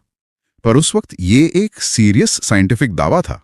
तो फिर इस आइडिया को चुनौती कैसे मिली? इसे चुनौती दी जीवात जीवोत्पत्ति यानी बायोजेनेसिस के सिद्धांत ने, जिसका फंडा बहुत सिंपल था कि जीवन जीवन से ही आता है। बिल्कुल, life comes from pre existing life. लेकिन सिर्फ कहना काफी नहीं था, इसे साबित करना था। और यहीं पर वो मशहूर एक्सपेरिमेंट आता है, लुई पास्चर का। हाँ, उनका शानदार स्वॉन नेक फ्लास्क एक्सपेरिमेंट। उन्होंने जो किया उसने इस बहस को हमेशा के लिए खत्म कर दिया। क्या था वो प्रयोग, थोड़ा बताइए। और उसे खूब उबाला ताकि सारे बैक्टीरिया मर जाएं। अब फ्लास्क की मुड़ी हुई गर्दन की वजह से हवा तो अंदर आ सकती थी, लेकिन हवा में जो धूल और बैक्टीरिया थे वो उस मोड़ में ही अटक जाते थे। अच्छा, तो घोल तक पहुंच ही नहीं पाते थे? नहीं पहुंच पाते थे। और नतीजा, वो घोल महीनों तक एकदम साफ रहा, कोई जीवन नहीं पनपा। और फिर उन्होंने वो गर्दन तोड़ दी होगी। एकदम सही। जैसे ही गर्दन तोड़ी, बैक्टीरिया सीधे घोल में गिरे और कुछ ही घंटों में बूम, पूरा घोल धुंधला हो गया। तो ये साबित हो गया कि जीवन हवा में मौजूद बैक्टीरिया से आया, घोल से अपने आप पैदा नहीं हुआ। बिल्कुल। पर इसने एक और बड़ा सवाल खड़ा कर दिया कि वो पहला जीवन कहाँ से आया? एग्जैक्टली। और इसका एक ज्यादा साइंटिफिक जवाब देने की कोशिश की रूस के एआई ओपेरिन ने अपनी किताब द ओरिजिन ऑफ लाइफ में। हाँ, उन्होंने कहा कि जवाब किसी चमत्कार में नहीं, बल्कि पृथ्वी की शुरुआती केमिस्ट्री में है। मतलब जो उस समय गैसें थीं और जो माहौल था। बिल्कुल। उन्होंने कहा कि सोचो, अरबों साल पहले पृथ्वी पर ऑक्सीजन नहीं थी, मीथेन, अमोनिया जैसी गैसें थीं, बहुत ज्यादा गर्मी, बिजली कड़कना, यूवी किरणें। तो इन सब गैसों और एनर्जी के रिएक्शन से? हाँ, इन सब के फिजिकल केमिकल रिएक्शन से पहले पानी बना और फिर पानी में जीवन के सबसे पहले बिल्डिंग ब्लॉक्स बने और धीरे धीरे पहली कोशिका। ये ज्यादा लॉजिकल लगता है। अच्छा, तो एक कोशिका बन गई, लेकिन उससे जिराफ और हाथी और हम इंसान कैसे बने? यहीं पर लेमार्क आते हैं। हाँ, जीन बैप्टिस्ट डी लैमार्क वो पहले थे जिन्होंने विकास की एक पूरी थ्योरी दी अपनी किताब फिलोसफिक जूलॉजी में। उनके 4 मुख्य बिंदु थे, है ना? पहला था नई आवश्यकताएं। सही। मतलब जब माहौल बदलता है तो जीवों को नई जरूरतें महसूस होती हैं, जैसे जिराफ को ऊंचे पेड़ों की पत्तियां खाने की जरूरत। ठीक है, जरूरत महसूस हुई। फिर दूसरा पॉइंट, अंगों का उपयोग और अनुपयोग। हाँ, कि जिन अंगों का ज्यादा इस्तेमाल करो वो विकसित हो जाएंगे और जिनका नहीं करोगे वो गायब हो जाएंगे। बिल्कुल। जैसे जिराफ ने गर्दन का इस्तेमाल किया तो वो लंबी हो गई और सांपों ने पैरों का नहीं किया तो वो गायब हो गए। उनका यही मानना था। पर उनका जो सबसे मुख्य और विवादास्पद पॉइंट था वो तीसरा था, उपार्जित लक्षणों की वंशागति। हाँ, कि जो गुण आप अपनी जिंदगी में हासिल करते हो वो सीधे आपके बच्चों में चला जाता है। और फिर चौथा पॉइंट था कि इन्हीं गुणों के इकट्ठा होने से नई जाति बन जाती है। बिल्कुल, पर इस तीसरे पॉइंट की बहुत आलोचना हुई। हाँ, क्योंकि ये तो सही नहीं लगता। मतलब अगर मैं जिम जाके बॉडी बना लूं तो मेरा बच्चा बॉडी बिल्डर पैदा नहीं होगा। बिल्कुल नहीं। और इसे गलत साबित किया वीजमैन ने।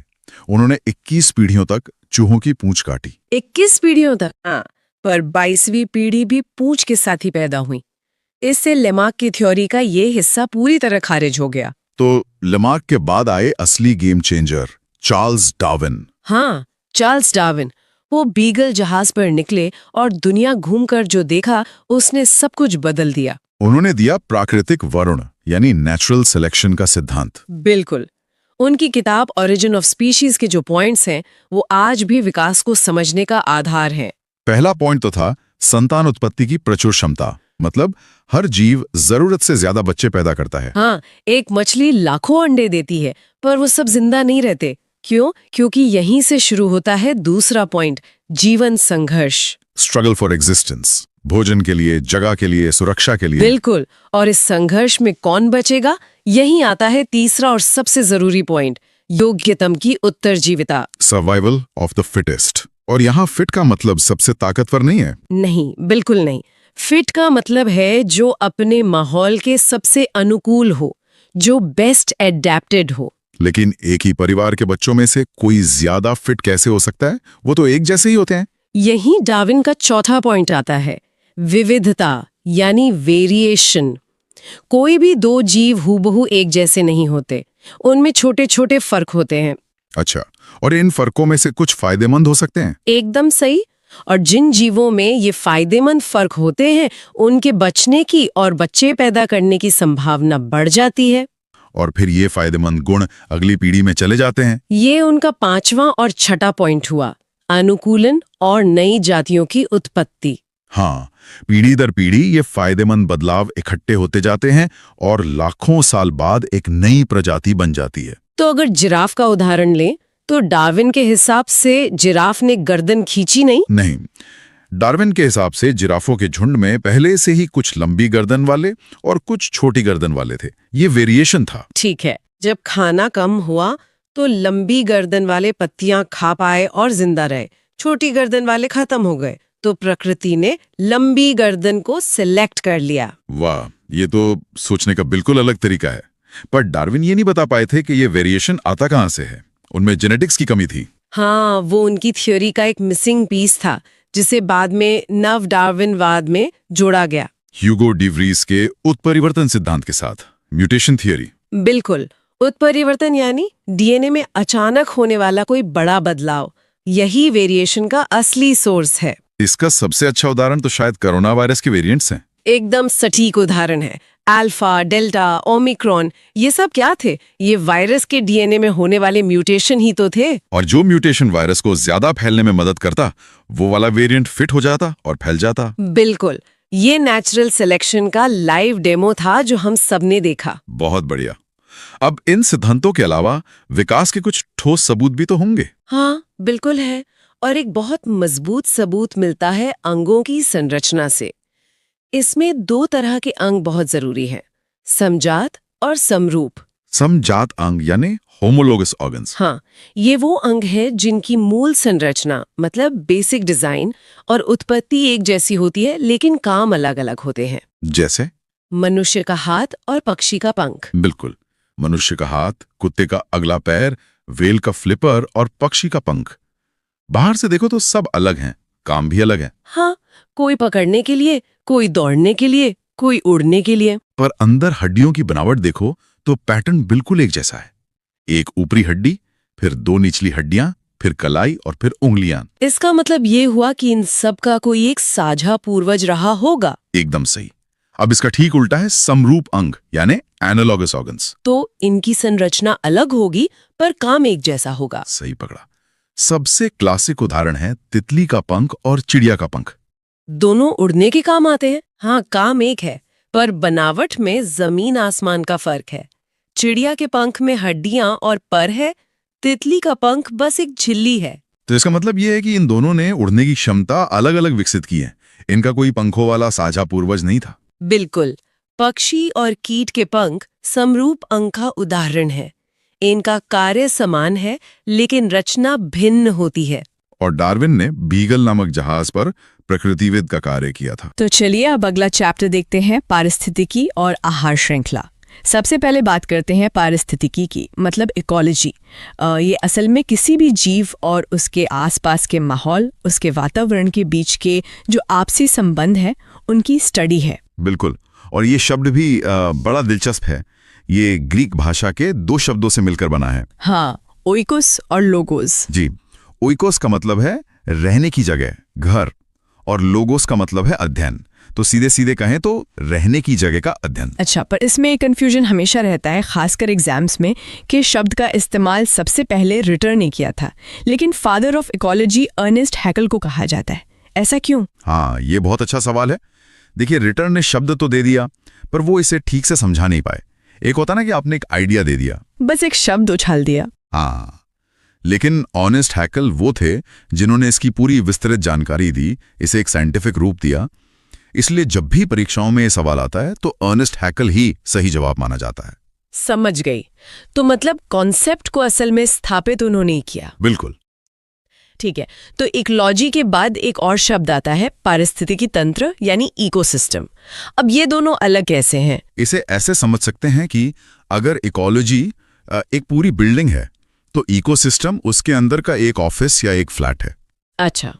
इकोसिस्टम एक खास क्षेत्र के सभी जीवधारियों और उनके अजैव पर्यावरण, मतलब नॉन लिविंग चीजों के बीच की पूरी एक यूनिट है। तो इकोसिस्टम इकोलॉजी की ही एक इकाई है।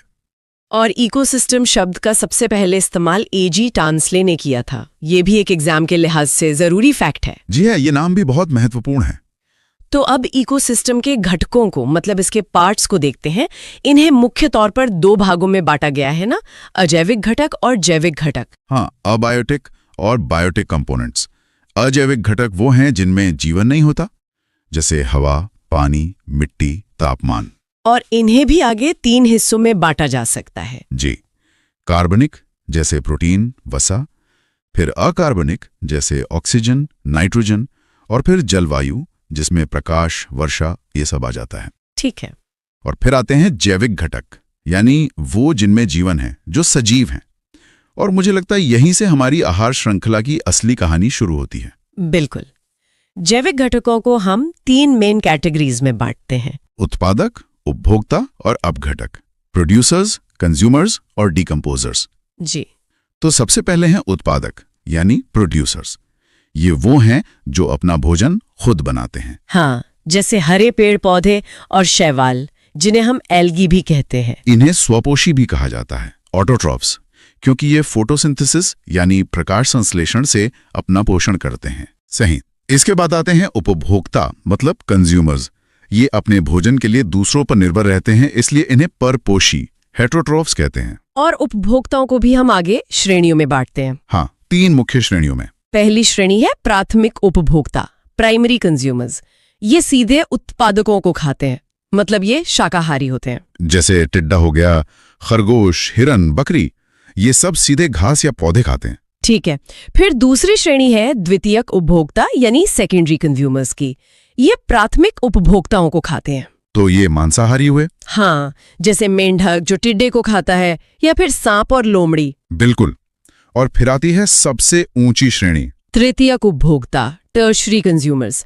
ये तो टॉप के शिकारी हो गए। हाँ, ये प्राथमिक और द्वितीयक दोनों तरह के उपभोक्ताओं को खा सकते हैं, जैसे बाघ, शेर और चीता। अच्छा, और इन सब के बाद आते हैं अपघटक, डिकम्पोजर्स।